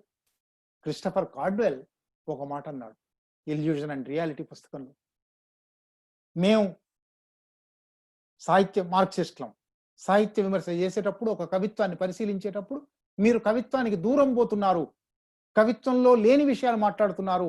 కవిత్వం అంటే ఛందస్సు మాట్లాడండి, అలంకారాలు మాట్లాడండి, శయ్య మాట్లాడండి, ఉపమ మాట్లాడండి అని అనేవాళ్ళు ఉన్నారు. కానీ మేము సాహిత్యం నుంచి దూరం పోతున్నాం, కవిత్వం నుంచి దూరం పోతున్నాం అంటే అర్థం ఏమిటి? కవిత్వం అనేది సమాజం ఒక ముత్యపు చిప్ప అయితే అందులో విరిసిన ముత్యం సాహిత్యం, ముత్యం కవిత్వం. మేము ఆ ముత్యం నుంచి దూరం పోయి ముత్యాన్ని చూస్తున్నామంటే సమాజంలో ఉండి చూస్తున్నాము అని అర్థం. ఆ చిప్పలో మాత్రమే ఉన్నాము. మేము చిప్పలో నుంచి బయటికి పోతే బయటికి ఎవరు పోలేరు. ఆ చిప్పలో నుంచి చూస్తున్నాము అని అన్నాడు. అందువల్ల సమాజ వృక్షానికి పూచిన పువ్వు గనక సాహిత్యం, సమాజపు కవి చిప్పలో పుట్టిన ముత్యం గనక సాహిత్యం. సమాజ ఉన్నతీకరణకు, అంటే వ్యక్తి ఉన్నతీకరణకు సాహిత్యం ఉపయోగపడాలి. సాహిత్య విమర్శకు ఏకైక గీటురాయి ఇది కావాలి. అది సమాజ ఉన్నతీకరణకు ఉపయోగపడుతున్న సాహిత్యం, అవునా కాదా? వ్యక్తి ఉన్నతీకరణకు ఉపయోగపడుతున్న సాహిత్యం అవునా కాదా? సాహిత్య విమర్శ నింద కాదు, తిట్టు కాదు, వ్యతిరేకత కాదు, లోపాలు ఎంచడం కాదు, గుణదోష విచికిత్స. గుణాలు ఏమిటి? దాంట్లో కూడా గుణాలు ఉంటాయి తప్పకుండా.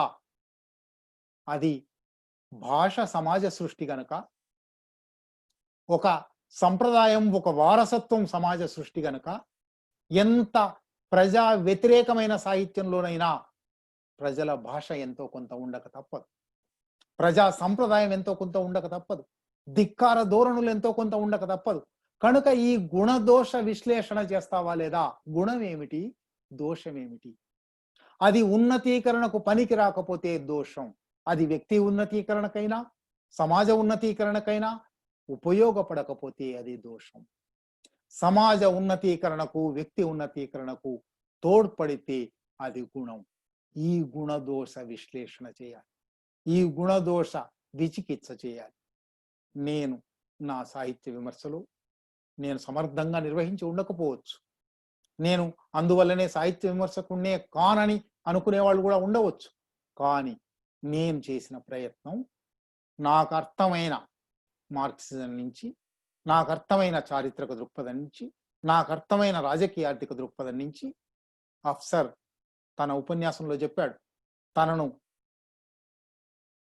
అనేక రకాల కవులుగా వర్ణించినప్పటికీ రాజకీయ దృక్పథమే నా ప్రధానం. నా సాహిత్య విమర్శ, కోట్ అండ్ కోట్ సాహిత్య విమర్శ దృక్పథం కూడా రాజకీయ దృక్పథం, చారిత్రక దృక్పథం, రాజకీయార్థిక దృక్పథం, మనిషి ప్రధానమైన, మనిషి కేంద్రమైన దృక్పథం. ఈ మనిషి కేంద్రమైన దృక్పథం గనక, మళ్ళీ మార్క్స్నే చెప్పాలంటే, మార్క్స్ ఒక 1867లోనో 70లోనో ఆ రోజుల్లో యూరోప్లో ఒక ఆట ఉండే, 20 ప్రశ్నలు అని అడిగేవాళ్ళు ప్రతి ఒక్కళ్ళని. నీకు ఇష్టమైన నినాదం ఏమిటి, నీకు ఇష్టమైన రచన ఏమిటి, నీకు ఇష్టమైన సంగీతం ఏమిటి వగైరా. 2 ప్రశ్నలకు, ఆ 20 ప్రశ్నలకు మార్క్స్ జవాబులు మీకు ఎక్కడైనా దొరుకుతాయి. నీకు ఇష్టమైన నినాదం ఏమిటి అని అడిగితే, మానవీయమైనదేది నాకు పరాయిది కాదు అన్నాడు. మానవీయమైనదేది నాకు పరాయిది కాదు. అది ప్రతి మానవీయమైన దాన్ని ఈ దృక్పథం గీటు రాయి మీద పరిశీలించే సాహిత్య విమర్శ చేస్తాను. అందులో గుణం ఉంటే గుణం చెప్తాను, దోషం ఉంటే దోషం చెప్తాను, గుణదోషాలు 2 ఉంటే 2 ఉన్నాయని చెప్తాను. నేను 99% విమర్శించిన రచనల్లో కూడా ఒక గుణం ఉంటే దాని గురించి రాసిన బ్లాక్ అండ్ వైట్ లో వచ్చాయి ఉన్నది. నేను ఇవాళ కొత్తగా ఫాల్స్ క్లెయిమ్ ఏమి చేయనక్కర్లేదు. 99 విమర్శనీయమైన అంశాలు రాసిన దగ్గర కూడా ఈ ఒకటి గుణం ఉంది, మెచ్చుకోదగింది ఉంది అని చెప్పాను. 99 మెచ్చుకున్న చోట కూడా ఈ లోపం ఉంది అని చెప్పాను. కనుక ఈ మానవీయమైన ప్రతిదాన్ని పరిశీలించడం నా సాహిత్య విమర్శకు ఒక అంశం. రెండోది, ఆ ప్రశ్నావళిలోనే ఆయనను మరొక ప్రశ్న అడిగారు, మీకు ఇష్టమైన సాహిత్య వాక్యం ఏమిటి అని. ఆయన ఒక పాత గ్రీక్ రచయిత నుంచి తీసుకొని ప్రతిదాన్ని ప్రశ్నించు అన్నాడు. నేను చాలా నమ్మే, నిజానికి నా అధ్యయనం గురించి చెప్పే క్రమంలో చెప్పానో లేదో గుర్తులేదు, నేను మార్క్సిజాన్ని విశ్వసించినప్పటికీ మార్క్సిస్టు వ్యతిరేక రచనలు, మార్క్సిస్ట్ రచనల కన్నా ఎక్కువ రచనలు చదివాను. చదవడం అవసరం అనుకున్నాను. ఎందుకంటే వాటితో పోటీ పెట్టినప్పుడే, వాటితో విమర్శించినప్పుడే, వాటితో సంఘర్షించినప్పుడే దీని విలువ తెలుస్తుంది. కనుక ప్రతిదాన్ని ప్రశ్నించడం, ప్రతిదాన్ని సందేహించడం, ప్రతిదాని గురించి తరచి చూడడం, ఇది ఒక లక్ష్యం అని ఆయన అన్నట్టే నేను కూడా అనుకుంటున్నాను. అందువల్ల సాహిత్య విమర్శకు కూడా నాకు ప్రతిదాన్ని తరిచి చూడాలి, ప్రతిదాన్ని విమర్శించాలి, ప్రతిదాన్ని గుణదోష విశ్లేషణ చేయాలి అని అనుకున్నాను. ఈ కృషి నా 21-22 ఏట ప్రారంభమైంది. ఇవాళ 59 ఇప్పటిదాకా సాగుతూ వస్తున్నది. అయినా నేను ఏమి సాధించానని చెప్పుకోవడం లేదు. సాధించానని ఎవరమూ చెప్పుకోలేము అని నేను అనుకుంటాను. ఎందుకంటే ఇది ఒక విశాల పరిణామ క్రమంలో మనకన్నా ముందర కోట్లాది మంది వచ్చారు.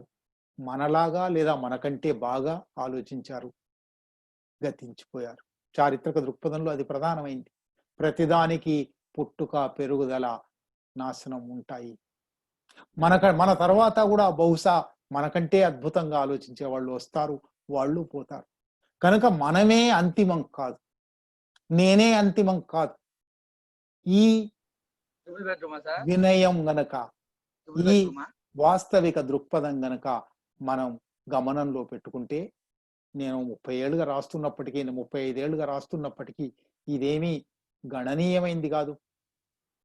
ఒక నేను నా విమర్శ అని గొప్పగా గంభీరంగా చెప్పవలసిందేమీ కాదు.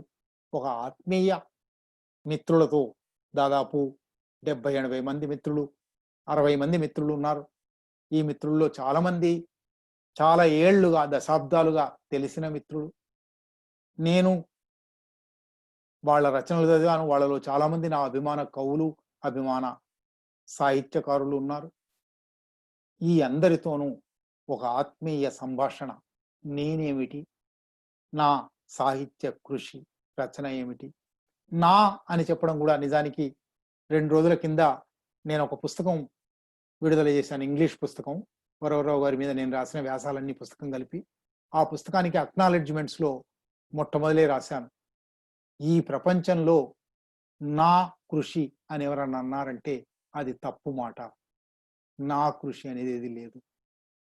ఎందుకంటే ఈ భాష నేను కనిపెట్టలేదు, ఈ సాధనాలు నేను కనిపెట్టలేదు, ఈ ప్రక్రియలు నేను కనిపెట్టలేదు.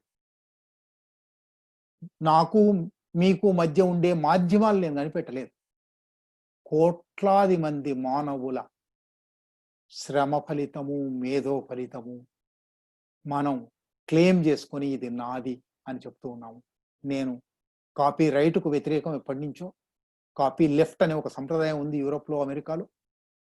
కనుక నా రచన అని చెప్పుకోవడం కూడా నాకు కొంత సంకోచంగానే ఉంది.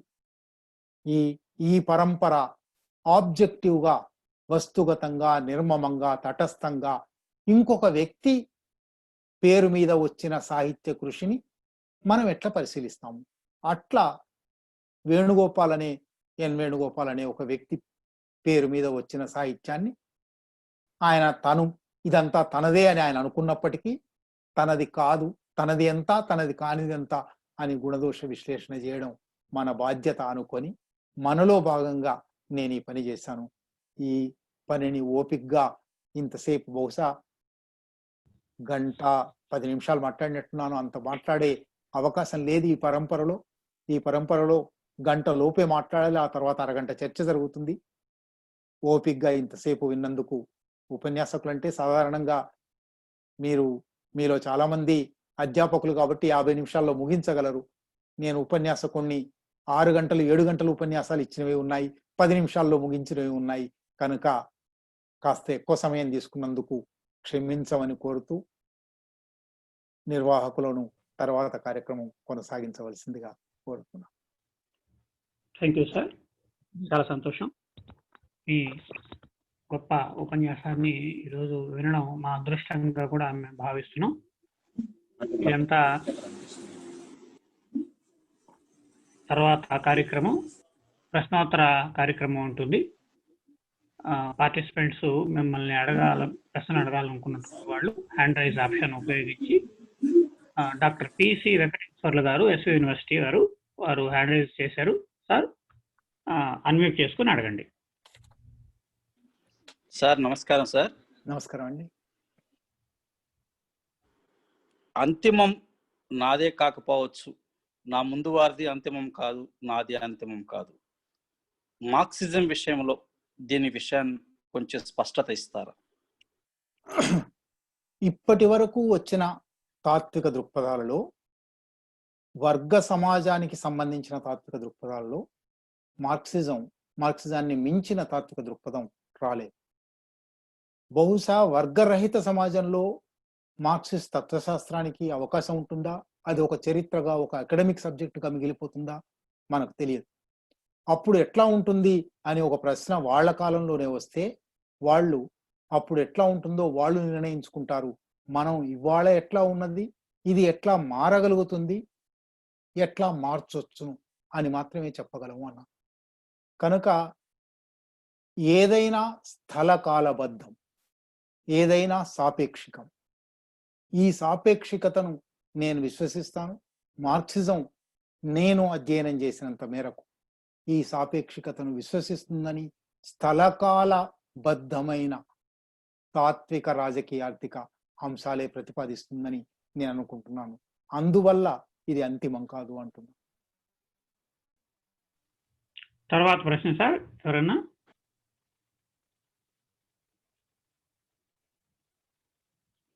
ఎవరన్నా ఉన్నారండి ప్రశ్న అడిగేవాళ్ళు? నా పేరు పావన్ అండి. సార్ నమస్తే సార్, అడగండి సార్, సూటిగా అడగండి. వేణుగోపాల్ గారు, నా పేరు పావన్. నేను పావన్. చెప్పండి. ఒకటి, మీకు మార్క్సిస్టు విద్యార్థిగా, సాహిత్య విద్యార్థిగా అనేక మన దేశానికి సంబంధించి కాకుండా ఇతర దేశాలకి అనేక గ్రంథ పఠనం కానీ మీరు రాయటం కానీ చాలా సోదాహరణంగా చాలా గొప్పగా చెప్పారు మీరు. నాకున్న పరిమితమైన పరిజ్ఞానంలో ఇండియన్ కంటెక్స్ట్ లో ఇప్పటి వరకు హిస్టారికల్ మెటీరియలిజం ఎవరు కూడా రాయలేదు అనేది ఒక, అదేమన్నా మీరు నా డౌట్ ని రాశారా లేదా? ఎందుకంటే హిస్టారికల్ మెటీరియలిజం బేస్ చేసుకుని డైలెక్టిక్స్ ని అప్లై చేయటం అనేది జరుగుతూ ఉంటుంది. అందుకని హిస్టారికల్ మెటీరియలిజం ఎవరైనా రాశారా, లేకపోతే రాయకపోతే ఎందుకు, ఏంటి అంటే ఏదో పైన తడవటం, యూరప్ సమాజాన్ని చేసి చెప్పటం తప్ప భారతీయ సమాజానికి అనువర్తింపజేసి ఎక్కడ హిస్టారికల్ మెటీరియలిజం లేదు అనేది నాకున్న ఒక. మార్క్సిజంలో మౌలిక అంశమైన చారిత్రక భౌతికవాద దృక్పథాన్ని భారత మార్క్సిస్ట్ సంప్రదాయంలో చాలా తక్కువ మంది అర్థం చేసుకున్నారు, అనువర్తింపజేయడానికి ప్రయత్నం చేశారు. ఆ మేరకు మీరు అడిగిన ప్రశ్నలో కొంత వాస్తవం ఉంది, కానీ అసలే లేరని అనడానికి వీల్లేదు. డిడి కోసంబి పూర్తిగా భారత చరిత్ర అధ్యయనానికి చారిత్రక భౌతికవాద దృక్పథాన్ని అన్వయించి చాలా స్పష్టమైన మార్గం వేశాడు. ఆ మార్గాన్ని తర్వాత కొనసాగించిన వాళ్ళు తక్కువ మంది, అది ఒక వాస్తవం. కానీ మీరన్నట్టుగా చారిత్రక భౌతికవాదాన్ని యూరోపియన్ పద్ధతిలోనే యథాతథంగా అన్వయించడానికి భారత కమ్యూనిస్ట్ పార్టీ నాయకులు డాంగే గారు ఆదిమ కమ్యూనిజం నుంచి సోషలిజం దాకా అని ఒక భారత చరిత్ర మీద పుస్తకం రాయడానికి ప్రయత్నం చేశాడు. దాన్ని కోసంబి ఖండాలుగా విమర్శించి ఇది ఓం దృక్పథం అన్నాడు. ఓం అంటే సంఘ పరివార్ ఓం అనే అర్థం వస్తుంది. అఫీషియల్ మార్క్సిజం అన్నాడు, అధికారిక మార్క్సిజం.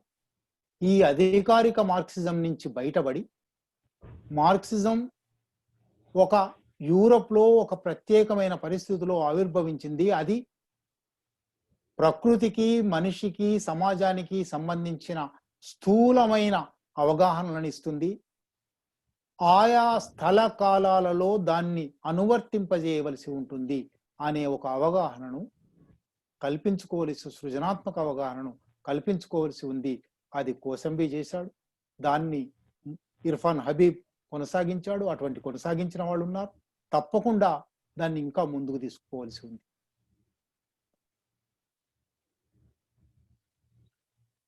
తర్వాత ప్రశ్న సార్, మధ్యల నాగరాజు గారు, అన్మ్యూట్ చేసుకొని అడగండి సార్. సార్ నమస్తే సార్, వేణు సార్. నమస్తే సార్, మీ ఉపన్యాసం చాలా అద్భుతంగా ఉంది. అసలు చెప్పినంత కాలం కూడా మేము నవ యువకులు ఇప్పుడు రచనలు రాస్తున్నటువంటి వాళ్ళము.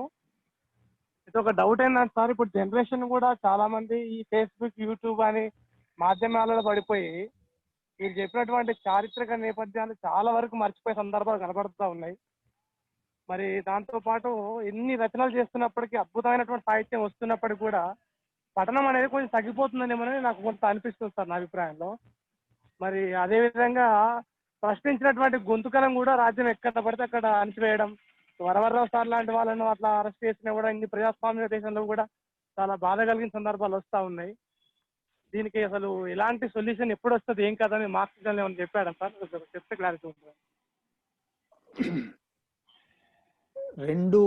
రెండు ప్రశ్నలు కలిపి అడిగారు. మొదటిది, పఠన సంస్కృతి తగ్గుతున్నది అని ఒక మీ అభిప్రాయం చెప్పారు. ఆ అభిప్రాయంతో నాకు ఏకీభావం లేదు. పఠన సంస్కృతి తగ్గుతున్నది టీవీ వచ్చిన తర్వాత, ఫోన్లు వచ్చిన తర్వాత అనే ఒక అభిప్రాయం ఒక సాధారణ అభిప్రాయంగా, కామన్ సెన్స్ లోకజ్ఞానపు అభిప్రాయంగా ఉన్నది, కానీ అది వాస్తవం కాదని కొంత గణాంకాలతో, కొంత సొంత పరిశీలనతో చెప్పగలను. నిజంగా చదివేవాళ్ళు లేకపోతే, నిజంగా చదివేవాళ్ళు తగ్గిపోతూ ఉంటే, మీరు ఒక్కసారి తెలుగు ప్రచురణ రంగంలో ఏం జరుగుతున్నదో చూడండి. ప్రధానమైన ప్రచురణ సంస్థలు అన్నీ కలిపి సంవత్సరానికి కనీసం 1500 కొత్త పుస్తకాలు వేస్తున్నాయి. ఒక్కొక్క పుస్తకం 1000 కాపీలు వేసినారనుకున్నా కొన్ని లక్షల కాపీలో, కొన్ని కోట్ల కాపీలో బయటికి వస్తూ ఉన్నాయి. ఇవన్నీ అమ్ముడు పోవడం లేదు, ఊరికే షాపుల్లో పెట్టుకొని కూర్చున్నారు అని మీరు అనుకుంటే, అది వాళ్ళు లాభాలు రాకుండా, మళ్ళీ కనీసం పెట్టిన డబ్బులు అయినా రాకుండా ఎవరు ప్రచురణలు వేయరు. అంటే చదివేవాళ్ళు ఉన్నారు. చదివే వాళ్ళు ఎక్కడ ఉన్నారో మనకు తెలియడం లేదు, లేదా గతంలో చదివే వాళ్ళు అనుకున్న వాళ్ళు ఇప్పుడు చదవడం లేదు. కొత్త వర్గాలు వస్తూ ఉన్నాయి. కొత్త సామాజిక వర్గాలలోకి సాహిత్యం ప్రవేశిస్తూ ఉన్నది.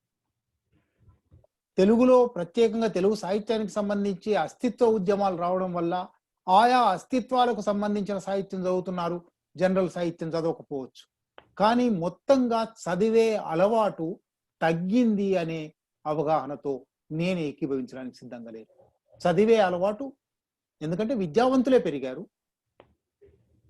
సమాజ అవసరానికి తెలుగు సమాజంలో రెండు రాష్ట్రాల్లో కలిపి 10 కోట్ల మంది ఉంటే 1 కోటి పుస్తకాలైనా అమ్మలేమా, 50 లక్షల పుస్తకాలైనా అమ్మలేమా, 10,000 పుస్తకాలైనా అమ్మలేమా అని మీరు లెక్కలు వేస్తే అది వాస్తవమే కావచ్చు. కానీ నిరాశపడవలసిన స్థితి అయితే లేదు. విశాలాంధ్ర, ప్రజాశక్తి, నవచేతన, నవతెలంగాణ 4 ప్రధానమైన పుస్తక ప్రచురణ సంస్థలు, లేదా హైదరాబాద్ బుక్ ట్రస్ట్ లాంటి 2వ స్థాయి ప్రచురణ సంస్థలు. మీరు లెక్క పెడితే కనీసం 50-60 ప్రచురణ సంస్థలు ఉన్నాయి.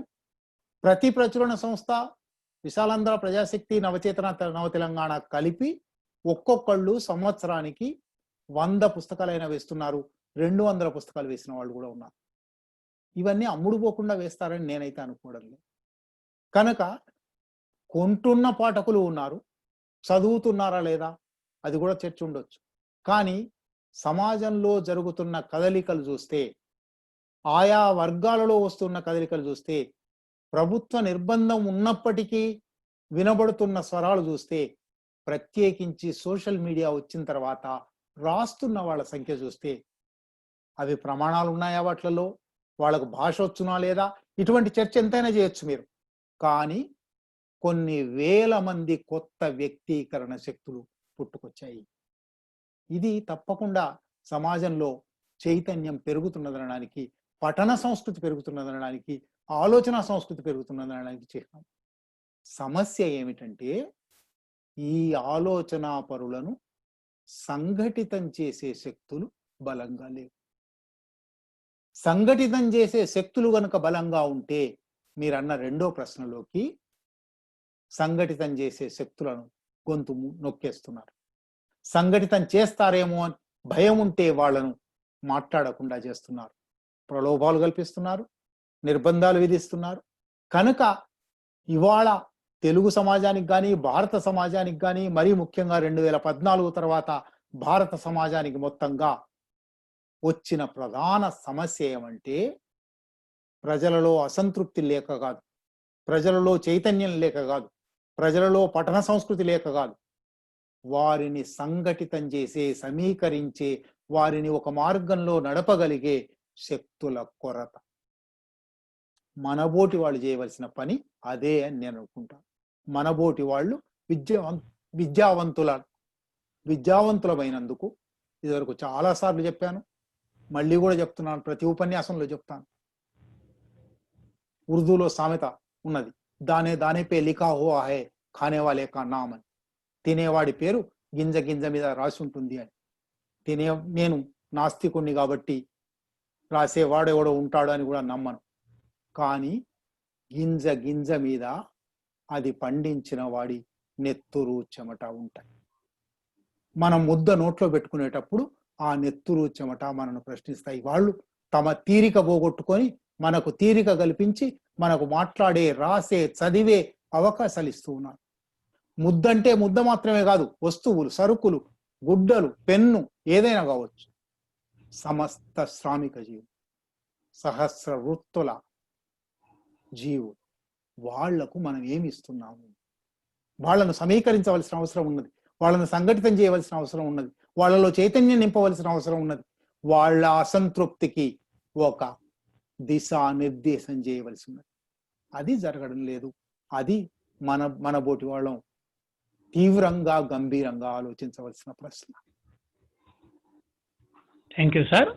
తర్వాత ప్రశ్న కోడూరు విజయ్ కుమార్ గారు. వేణు నమస్తే. మోర్ దాన్ 1 hour నిజంగా అసలు అట్లా వింటూ ఉన్నా. సరే, ఒక అది అంటే చాలా కాలంగా ఉన్న ప్రశ్నే, కొంత మీరు మళ్ళీ ఈ సందర్భంలో చెప్తారేమో అన్న చిన్న దీంతో ఏంటంటే, అస్తిత్వ ఉద్యమాలని అర్థం చేసుకోవడానికి మార్క్సిజం వెలుగు సరిపోదు, పోస్ట్ మోడర్న్ సిద్ధాంతం వెలుగులోనే వాటిని అర్థం చేసుకోవాల్సి ఉంటుంది అన్న విమర్శ మీద కొంత మీరు ఏమైనా చెప్పగలరా? ఇవి అందరూ ఉపయోగపడుతుందన్న ఉద్దేశంతో కూడా అడుగుతున్నాను. Thank you. అస్తిత్వ ఉద్యమాలను అర్థం చేసుకోవడానికి మార్క్సిజం సరిపోదు అనే ఒక విమర్శ స్థూలంగా సాగుతూ ఉన్నది. కానీ మార్క్సిజం అంటే ఏమిటి అనుకుంటున్నారు? ఇవాళ ఉన్న మార్క్సిస్టులు తమతో సక్రమంగా ప్రవర్తించకపోవడం వల్ల, లేదా తమ ఉద్యమాలకు పూర్తి మద్దతు ఇవ్వకపోవడం వల్ల, విమర్శనాత్మక మద్దతు ఇవ్వడం వల్ల, తమకు వ్యక్తులుగా కూడా విమర్శనాత్మక మద్దతు ఇవ్వడము లేదా విమర్శించడం వల్ల సరిపోదనుకుంటున్నారా?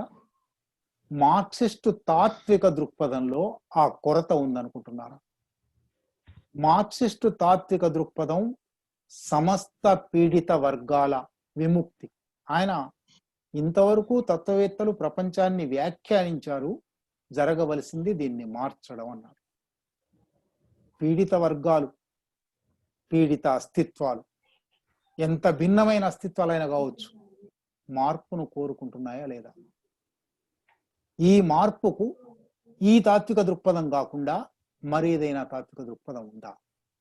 ఇది మీరు నన్ను అడగవలసిన ప్రశ్న కాదు, ఈ వాదన చేస్తున్న వాళ్ళని అడగవలసిన ప్రశ్న. సరే, ఈ తాత్విక దృక్పథం సరిపోదు అని మీరు ఒక ఆరోపణ లేదా మీ అవగాహన ప్రకటిస్తున్నారు. మీరు ఇంకేదైనా ఒక తాత్విక దృక్పథం సమస్త పీడిత అస్తిత్వాల విమోచనను సాధించే తాత్విక దృక్పథం ఏదైనా ఉందా? ఉన్నదని నేను అనుకుంటున్నాను. ఒకటో, రెండో, మూడో పీడిత అస్తిత్వాల గురించి అద్భుతంగా విశ్లేషించిన దృక్పథాలు ఉన్నాయి. తాత్విక దృక్పథం అనేది చాలా పెద్ద మాట.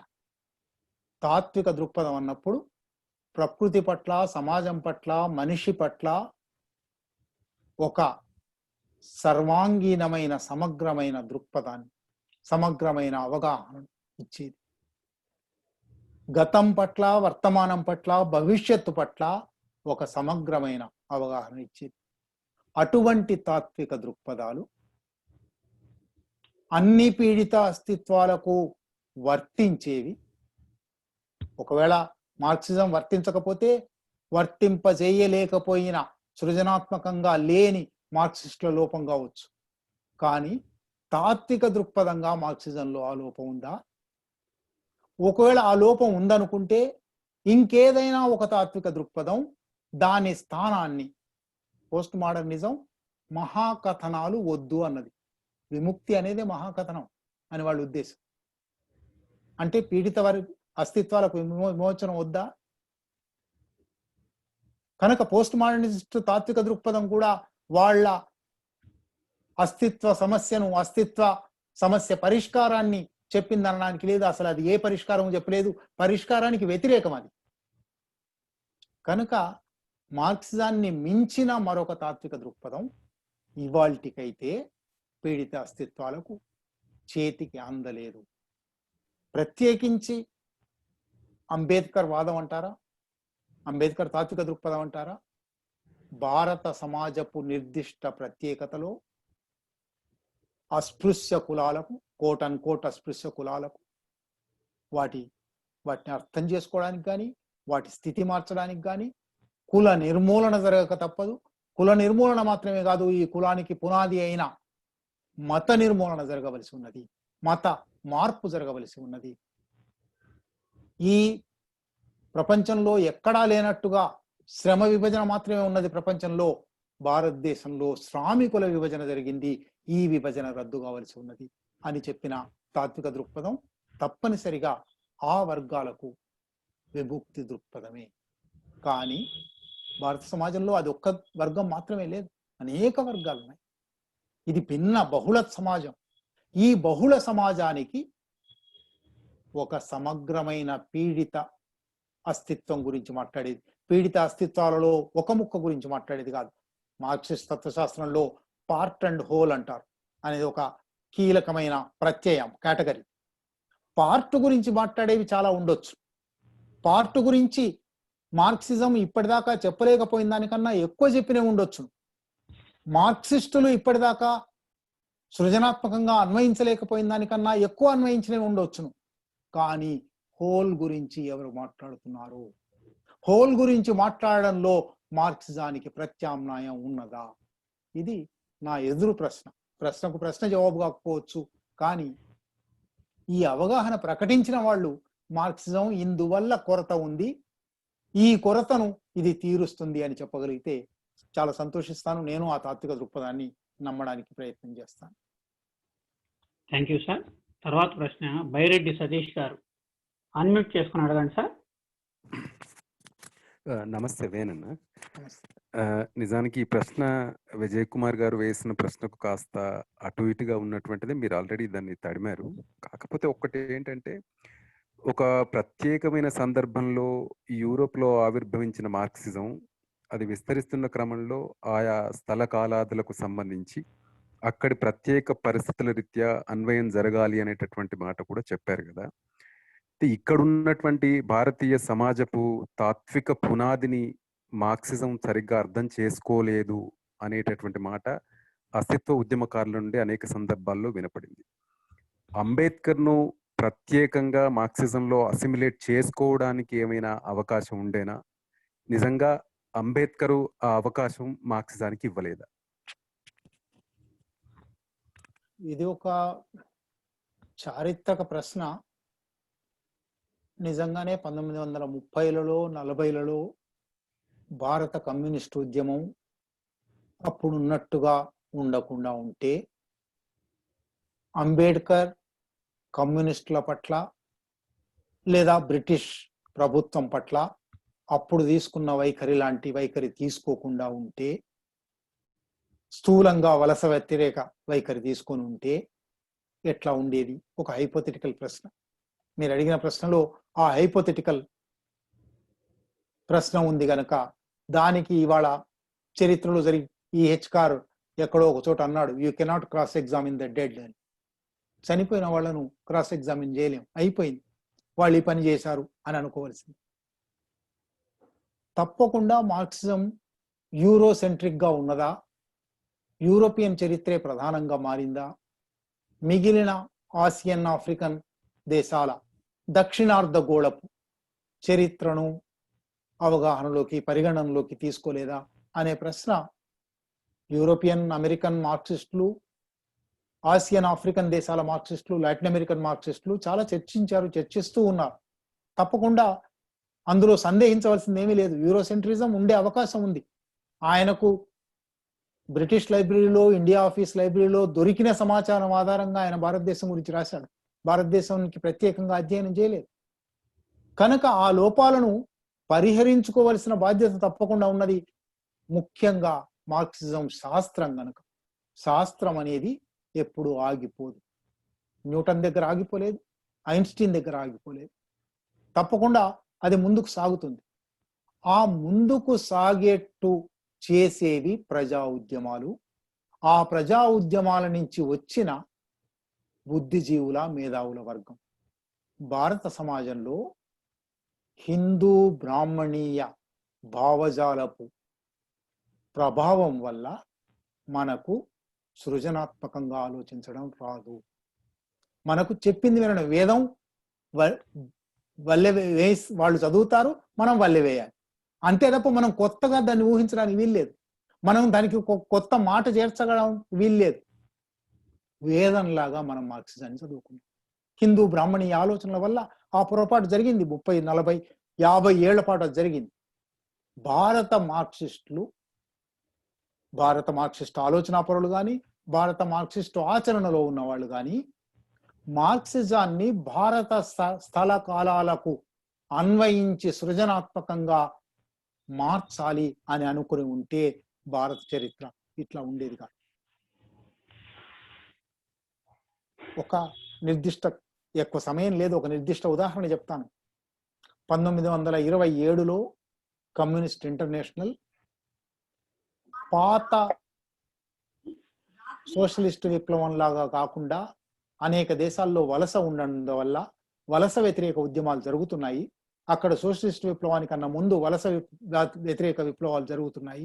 కనుక ఆ దేశాల్లో కమ్యూనిస్టులు వలస వ్యతిరేక అవగాహనను తమ భాగం చేసుకోవాలి.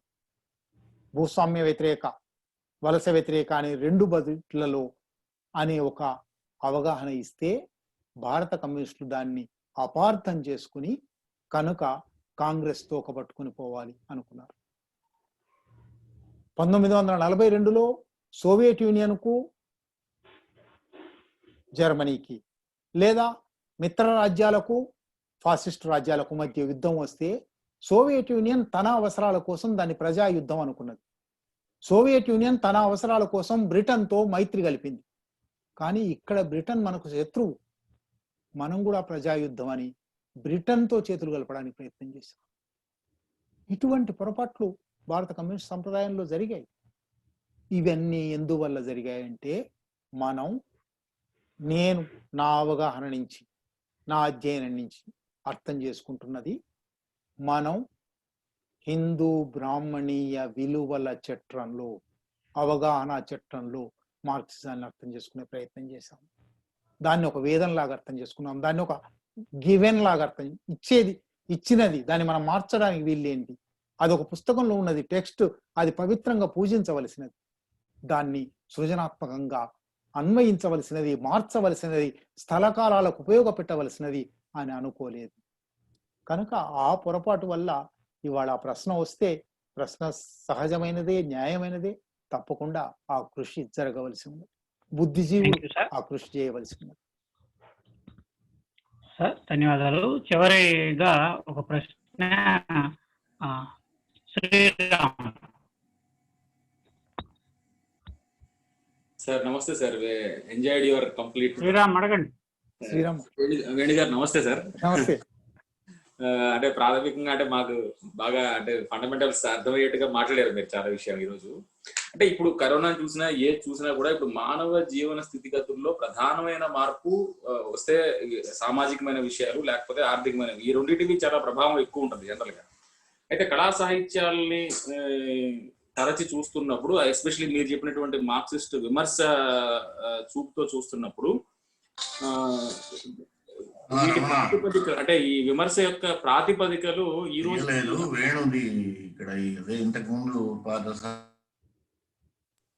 ఇప్పుడు అవి ఆ సామాజిక ఆర్థిక పరమైన మార్పులు వస్తున్నప్పుడు ఆ మార్పులు కళా సాహిత్య రంగాల్లో ఉన్నటువంటి మార్క్సిస్ట్ సాహిత్య విమర్శని మనం చూస్తున్న చూపులో ఆ ప్రాతిపదికలు ఏమైనా మారినాయా, అవే ఉన్నాయా ఇప్పటికీ కూడా? అంటే మనం మార్క్సిస్ట్ సాహిత్య విమర్శ అని చెప్పి ఎన్నో ఏళ్ళ నుంచి మాట్లాడుకుంటూనే వస్తున్నాం కదా. ఈ రోజు కరోనా లాంటి విపత్తు వచ్చినప్పుడు పూర్తిగా ఆ సమాజం యొక్క ఆర్థిక భూమిక మొత్తం మారిపోతుంది. ఇలాంటి సందర్భాల్లో కళా సాహిత్యాన్ని మనం ఇప్పుడు దాకా ఉన్నటువంటి మార్క్సిస్ట్ సాహిత్య విమర్శతో చూస్తే ప్రాతిపదికలు అవేనా మారినాయా? కరోనా సందర్భం నాకు మార్క్సిజంలో విశ్వాసాన్ని పెంచింది. ఎందువలనంటే మనిషిని ఒంటరి చేయడం, ఒంటరి చేసి మనిషిని కేవలం అమ్మకందారుగానో కొనుగోలుదారుగానో మాత్రమే చూడడం, మనుషుని నిజానికి భూస్వామ్య సమాజమే మనిషిని మందలో భాగంగా చూస్తుంది. పెట్టుబడిదారీ సమాజం మనిషిని వ్యక్తిగా మార్చింది, సమాజం వ్యక్తి అనే సంబంధం తెచ్చింది, వ్యక్తిని పౌరుడిగా మార్చింది, వ్యక్తిని వినియోగదారుగా మార్చింది, అమ్మకందారుగా కొనుగోలుదారుగా మార్చింది, ఒంటరిని చేసింది. నేను అందుకే ముందర మాట్లాడినప్పుడు చెప్పాను, మనిషి మానవ సంబంధాల సమాహారం అని మార్క్స్ అన్నాడు. మానవ సంబంధాలను కొల్లగొట్టిన, మానవ సంబంధాలను రద్దు చేసిన, మానవ సంబంధాల రద్దే నీ ప్రాణరక్షణకు అవసరం అని చెప్తున్న కరోనా సందర్భంలో మార్క్సిజం ఇంకా బలమైన విశ్వాసం. మానవ సంబంధాల పునరుద్ధరణ తప్ప, మానవ సంబంధాలను మెరుగుపరచడం తప్ప మరొక విముక్తి పరిష్కారం ఈ సమాజానికి లేదు. మానవ సంబంధాల గురించి మాట్లాడుతున్నామంటేనే సాహిత్యం గురించి మాట్లాడుతున్నామని అర్థం. సాహిత్యంలో కనబడేవన్నీ మానవ సంబంధాలు. ఇవాళ కరోనా తర్వాత, పాండమిక్ తర్వాత బహుశా మనిషి ఎట్లా ఒంటరి అయిపోయాడు, మనిషి ఎట్లా నిరాశలో కూరుకుపోయాడు, మనిషి ఎట్లా తోటి మనుషులతో కలవలేకపోతున్నాడు, కరస్పర్శ తప్పు అనుకునే ఒక పరిస్థితి. నిజానికి మనుషులు కావలించుకోవాలి, మనుషులు కలిసి ఉండాలి, మనుషులు మాట్లాడుకోవాలి, మనుషుల్లో ఎక్స్చేంజ్ ఉండాలి. ఈ ఎక్స్చేంజ్ కూడదు అని చెప్పే సమాజంలో మనిషి మళ్ళీ సంఘజీవి, మనిషి మళ్ళీ సంఘజీవిగా పునరుత్థానం చెందాలి అని చెప్పే మార్క్సిజం తప్పకుండా ఉపయోగపడుతుంది. ఈ మనిషి సంఘజీవి అని చెప్పడానికి ఉపయోగపడే సాహిత్య విమర్శ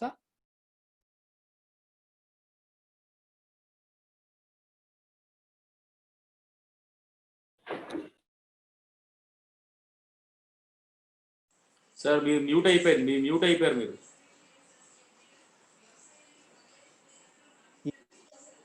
రెండు ప్రపంచ యుద్ధాల మధ్య కాలంలో చాలా ఇటువంటి నిరాశాజనక సాహిత్యం వచ్చింది. ఇవాళ కోవిడ్ సందర్భంలో కూడా వస్తుంది. ఆ నిరాశాజనక సాహిత్యాన్ని మార్క్సిస్ట్ సాహిత్య విమర్శ ఎట్లా అర్థం చేసుకున్నదంటే, పెట్టుబడిదారీ విధానపు దుష్పరిణామం వల్ల మనిషి తనకు తాను కాకుండా పోతున్నాడు, మనిషి తన పొటెన్షియల్ను గుర్తించకుండా పోతున్నాడు, సంఘ జీవితపు పొటెన్షియల్ను గుర్తించకుండా పోతున్నాడు, మనిషిని మళ్ళీ మనిషి చేతికి ఇవ్వాలి అని మార్క్సిస్ట్ సాహిత్య విమర్శ చెప్పింది. ఇవాళ కరోనా సందర్భంలో అది మళ్ళీ ఒకసారి బలంగా చెప్పడానికి అవకాశం వచ్చిందని నేను అనుకుంటున్నాను. నిజానికి నేను ఎప్పుడూ సాహిత్య అకాడమీ లాంటి వాటి చోట్ల పాల్గొనని వాడిని. కేంద్ర సాహిత్య అకాడమీ కరోనా కాలంలో సాహిత్యం అనే ఒక సింపోజియం పెడితే దానిలో మాట్లాడడానికి అంగీకరించాను. ఇదే విషయం చెప్పాను. కరోనా నిరాశాజనక సాహిత్యాన్ని సృష్టించబోతూ ఉంది, ఒంటరి సాహిత్యాన్ని సృష్టించబోతుంది. ఈ ఒంటరితనం మానవ వ్యతిరేకం, ఇది పెట్టుబడిదారీ విధానానికి అనుకూలం. వ్యక్తిని ఒంటరి చేసి కన్స్యూమర్ చేయడం, వినియోగదారు చేయడం, కొనుగోలుదారు చేయడం, అమ్మకందారు చేయడం దాని లక్ష్యం. కానీ దానికి వ్యతిరేకంగా మనిషి సంఘజీవి అవుతాడు. సంఘ జీవితంలోనే మనిషికి కళ వచ్చింది, భాష వచ్చింది, చరిత్ర వచ్చింది, సంస్కృతి వచ్చింది. మళ్ళీ అక్కడికి పోవాలి అనే ఒక సందేశం ఇవ్వడానికి, సాహిత్య విమర్శ ద్వారా అటువంటి విశ్లేషణ ఇవ్వడానికి ఒక అవకాశం అని నేను అనుకుంటున్నాను. కనుక శ్రీరామ్ గారు అన్నట్టు కరోనా మార్క్సిస్ట్ సాహిత్య విమర్శ పరిమితులు తెలపడం లేదు, మార్క్సిస్ట్ సాహిత్య విమర్శకు అపారమైన అవకాశాలు ఉన్నాయని చెప్తుంది. Thank you sir, thank you sir. సమయం అనుకున్న దానికంటే మించిపోతూ ఉన్నది కాబట్టి ప్రశ్నోత్తరాలు ఇంతటితో ఆపేస్తున్నాము.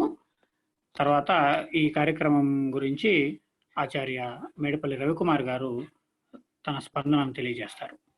సార్ ఒక చిన్న మాట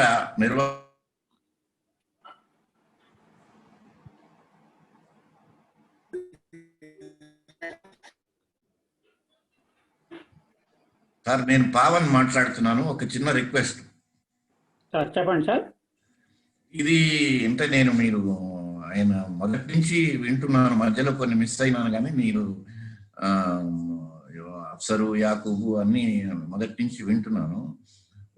అంటే నాకు ఇప్పుడు ఇవి రికార్డు చేశారా? రికార్డు అన్ని రికార్డులు ఉన్నాయి సార్. ఫేస్బుక్ లైవ్లు, యూట్యూబ్ లైవ్లు ఇచ్చున్నాము.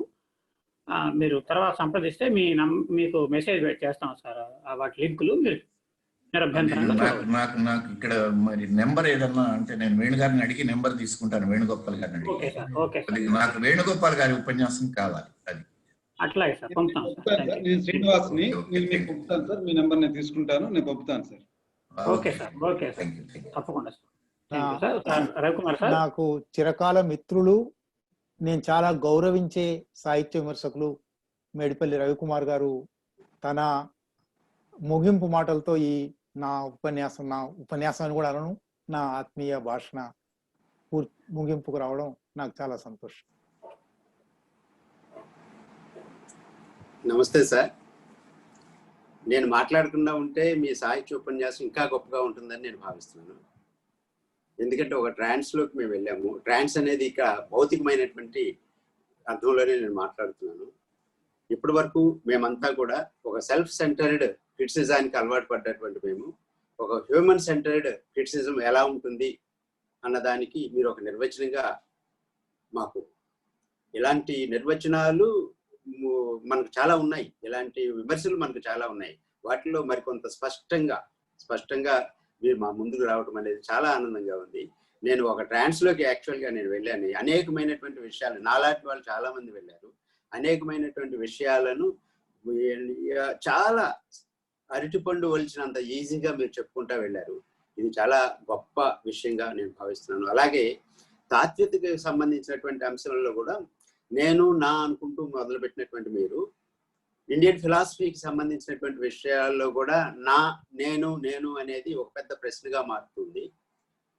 ఆ నేను అన్నది చివరికి వెళ్ళిన తర్వాత మన ఇండియన్ ఫిలాసఫీలోనే కొన్ని పార్శ్వాల్లో జగన్మిథ్యావాదంగా పరిణమించినటువంటి సందర్భాలు కూడా ఉన్నాయి.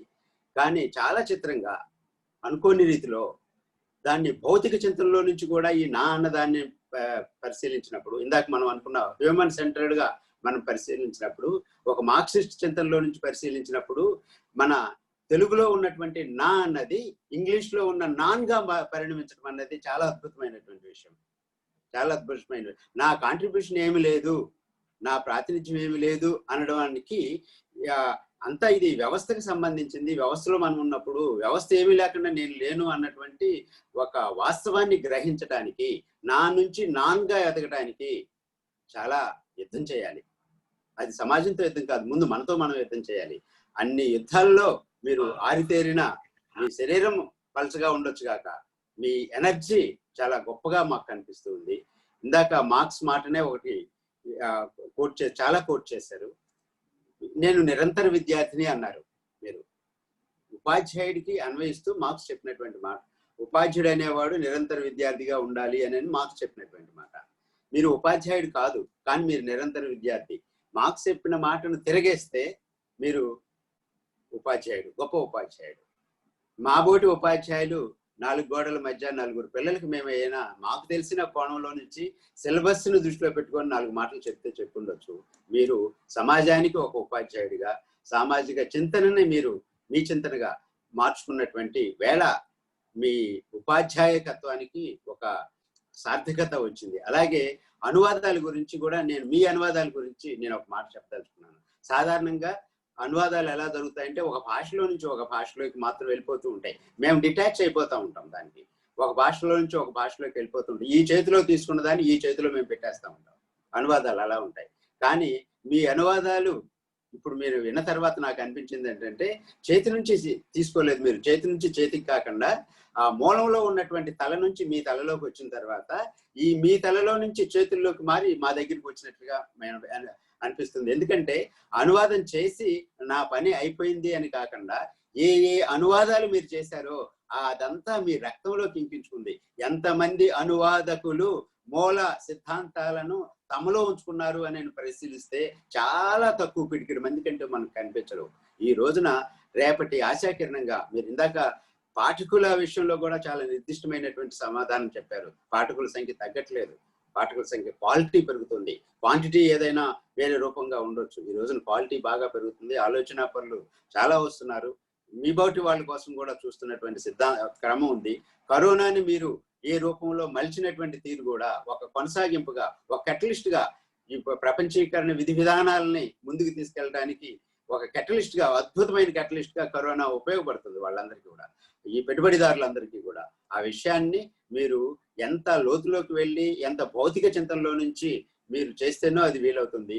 ఇంకొక అంశం కూడా మీ నుంచి మేము నేర్చుకోవాల్సింది, మేము గుర్తించవలసింది ఉంది. ఆ విమర్శ అన్నది ఇతరుల విమర్శను కాదు. మార్క్స్ మనకు నేర్పినటువంటిది అంటే మార్క్స్ను కూడా మనం విమర్శించాలి, విమర్శించగలము. అది మనకి ఇచ్చినటువంటి ఒక వెపన్ అది, ఆ వెపన్ అది. దాంట్లో భాగంగా మిమ్మల్ని మీరు కూడా విమర్శించుకునేటటువంటి ఒక తాత్విక ఆలోచన మీలోకి వచ్చింది. ఇది చాలా అరుదైనటువంటి విషయము. ఈ అరుదైనటువంటి ఈ ఆ సమాచారాన్ని లేదా ఆ చింతనను ఇంకా భవిష్యత్తు మేము కూడా ఒక అంచుకు చేరాము. ఇంకా మాకు కూడా ఇంక లేదు. ఆ భవిష్యత్తులోకి తెర మీదకి రాబోతున్నటువంటి వారికి ఈ చింతన అందవలసినటువంటి అవసరం చాలా ఉంది. మీ అందరికీ ఇంకెంతకంటే మాట్లాడటానికి నాకు ఇబ్బందిగా ఉంది. ధన్యవాదాలు సార్ వేణుగోపాల్ గారు, చాలా చాలా చాలా ధన్యవాదాలు. నేను ఇప్పుడు ఎన్రిచ్ చేసుకున్నాను, నన్ను నేను రిఫ్రెష్ చేసుకుంటున్నాను, నన్ను నేను కొత్తగా ఆలోచించుకోవడానికి ఒక అవకాశం మీ మాటలు కల్పించాయి.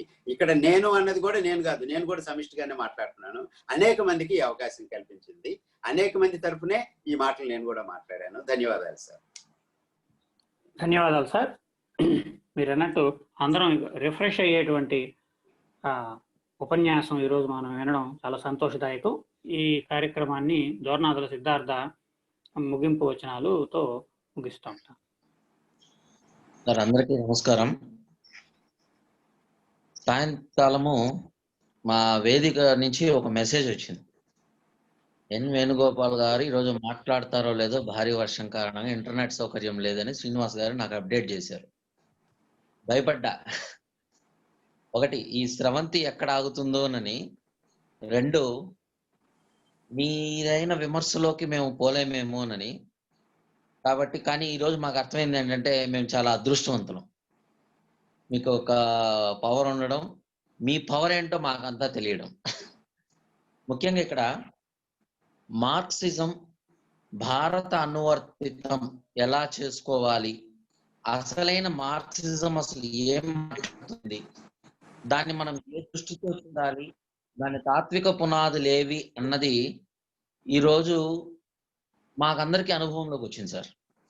అది కేవలం మీ వల్లనే అని అనుకుంటున్నాను. ఎందుకంటే ఒక సంవత్సరం పాటు కొన్ని వందల పుస్తకాలు అధ్యయనం చేస్తే తప్ప మాకు అర్థం కాని ఒక మౌలికమైన విషయాల్ని, ఇందాక సార్ వాళ్ళు అన్నట్టుగా అరటి పండు వలిచి చేతిలో పెట్టినంత సులభంగా ఈరోజు ఒక మంచి లెసన్ విన్నాం మేము. చెప్పాలంటే ఒక మార్క్సిజం మీద ఇంకా ఫ్యూచర్లో ఎటువంటి డౌట్స్ రానంతగా మేము బాగా విన్నాము. దాంతోపాటు మీరు అన్నారు సాహిత్య విమర్శ మీద నేను ఇంకా ఏ పుస్తకం వేయలేదని, అది కూడా మీరు త్వరలో వేయాలని కోరుకుంటున్నాను. దాంతోపాటు మీరు రాజకీయ ఆర్థిక విధానాలపై చాలా వ్యాసాలు రాశారు. అది రావాల్సిన చారిత్రక అవసరం కూడా చాలా ఉంది. ఉదాహరణకు 50 years ఆఫ్ ఆంధ్రప్రదేశ్ కానీ, సమగ్ర తెలంగాణ గురించి కానీ మీరు రాసినవి కేవలం ఈ కాలం నుంచి కాకుండా చరిత్ర నుంచి భవిష్యత్తు తరానికి అందించే ఒక వారధిలాగా ఆ పుస్తకాలు ఉపయోగపడతాయి. అలా మీ విజ్ఞానం మాకందరికీ కూడా ఉపయోగపడుతుంది. తర్వాత ఈ ప్రయాణంలో మీరు ఎంత నిబద్ధులుగా మార్క్సిజానికి కట్టుబడి ఉన్నారనేది కూడా మాకు అర్థమైంది. మీరు చెప్పిన 4 ప్రాతిపదికలు కూడా పైకి వేరువేరుగా భౌతికంగా కనబడుతున్న ఆ 4 ప్రాతిపదికలు కూడా ప్రాతిపదిక మీ మార్క్సిజమే. మళ్ళీ కేవలం ఫస్ట్ మీరు అన్నారు తాత్వికంగా ఆర్థికంగా మార్క్సిజం పట్ల నిబద్ధత ఉంది అన్నాడు, మానవ సంబంధాలు మనిషికి ముఖ్యమన్నారు. ఇది మార్క్సిజంలోనే పునాది. మళ్ళీ అధ్యయనం, ముఖ్యంగా ఇక్కడ ఉన్న సాహితీ విద్యార్థులు ఇక్కడ తెలుసుకోవాల్సిన విషయం ఏంటంటే మనం ఒక నిబద్ధత ఉండి మనము మన వ్యక్తిత్వం ఏంటి, మనం అనుకున్న లక్ష్యం ఏంటి, ఆ లక్ష్యం వెంబడి మనం రాయగలుగుతున్నామా పోగలుగుతున్నామా లేదా అనేది మనం చూడాలి. రెండోసారి చెప్పినట్టుగా అధ్యయనం మనం బాగా చేయాలి.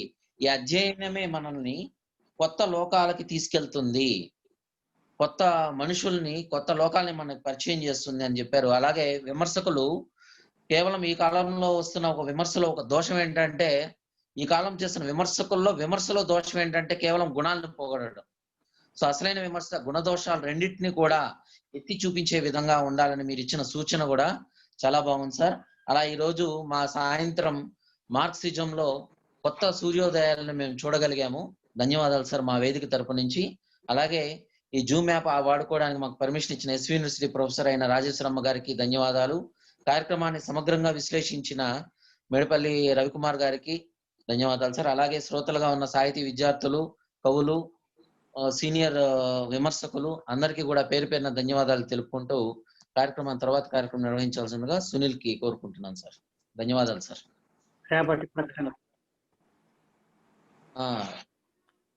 నాకు కోహోస్ట్ రేపటి ప్రకటన వచ్చి కాదు సునీల్ సార్, వేణుగోపాల్ సార్, మీ స్పందన సార్ కార్యక్రమం పైన అభిప్రాయాన్ని తీసుకుని ఆ తర్వాత మేము వెళ్తాం సార్.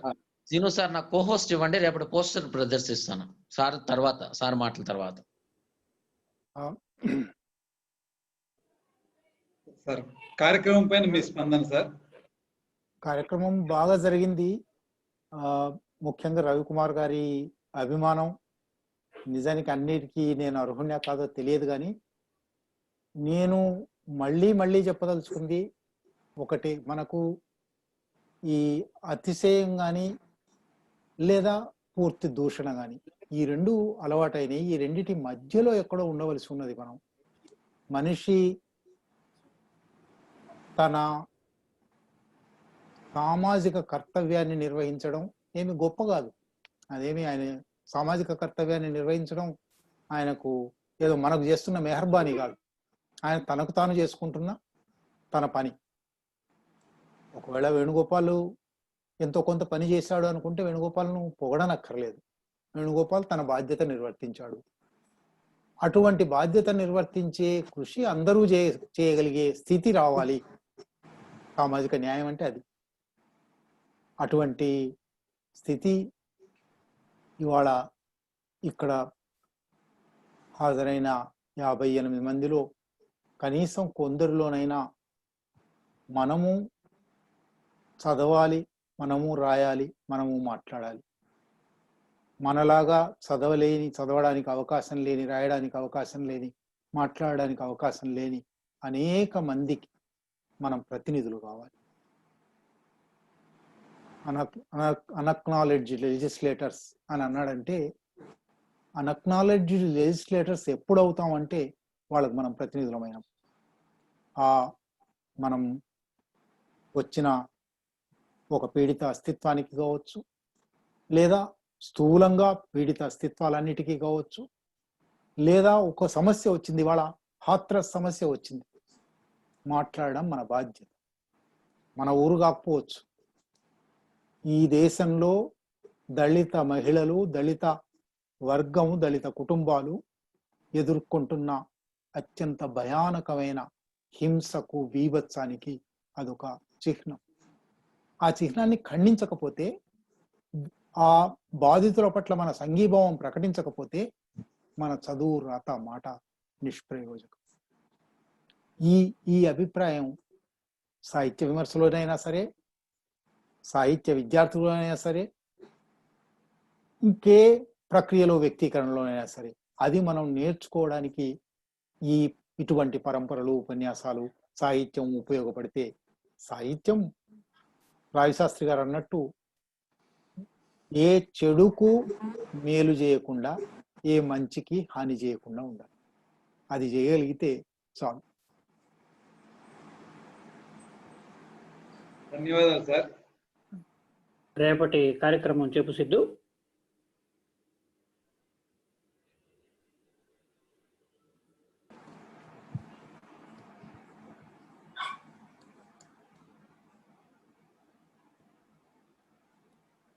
ఉత్తరాంధ్ర నుంచి ప్రసిద్ధ కథకులు మల్లిపురం జగదీష్ గారితో రేపు సాహిత్యంలోకి కార్యక్రమం ఉంటుంది.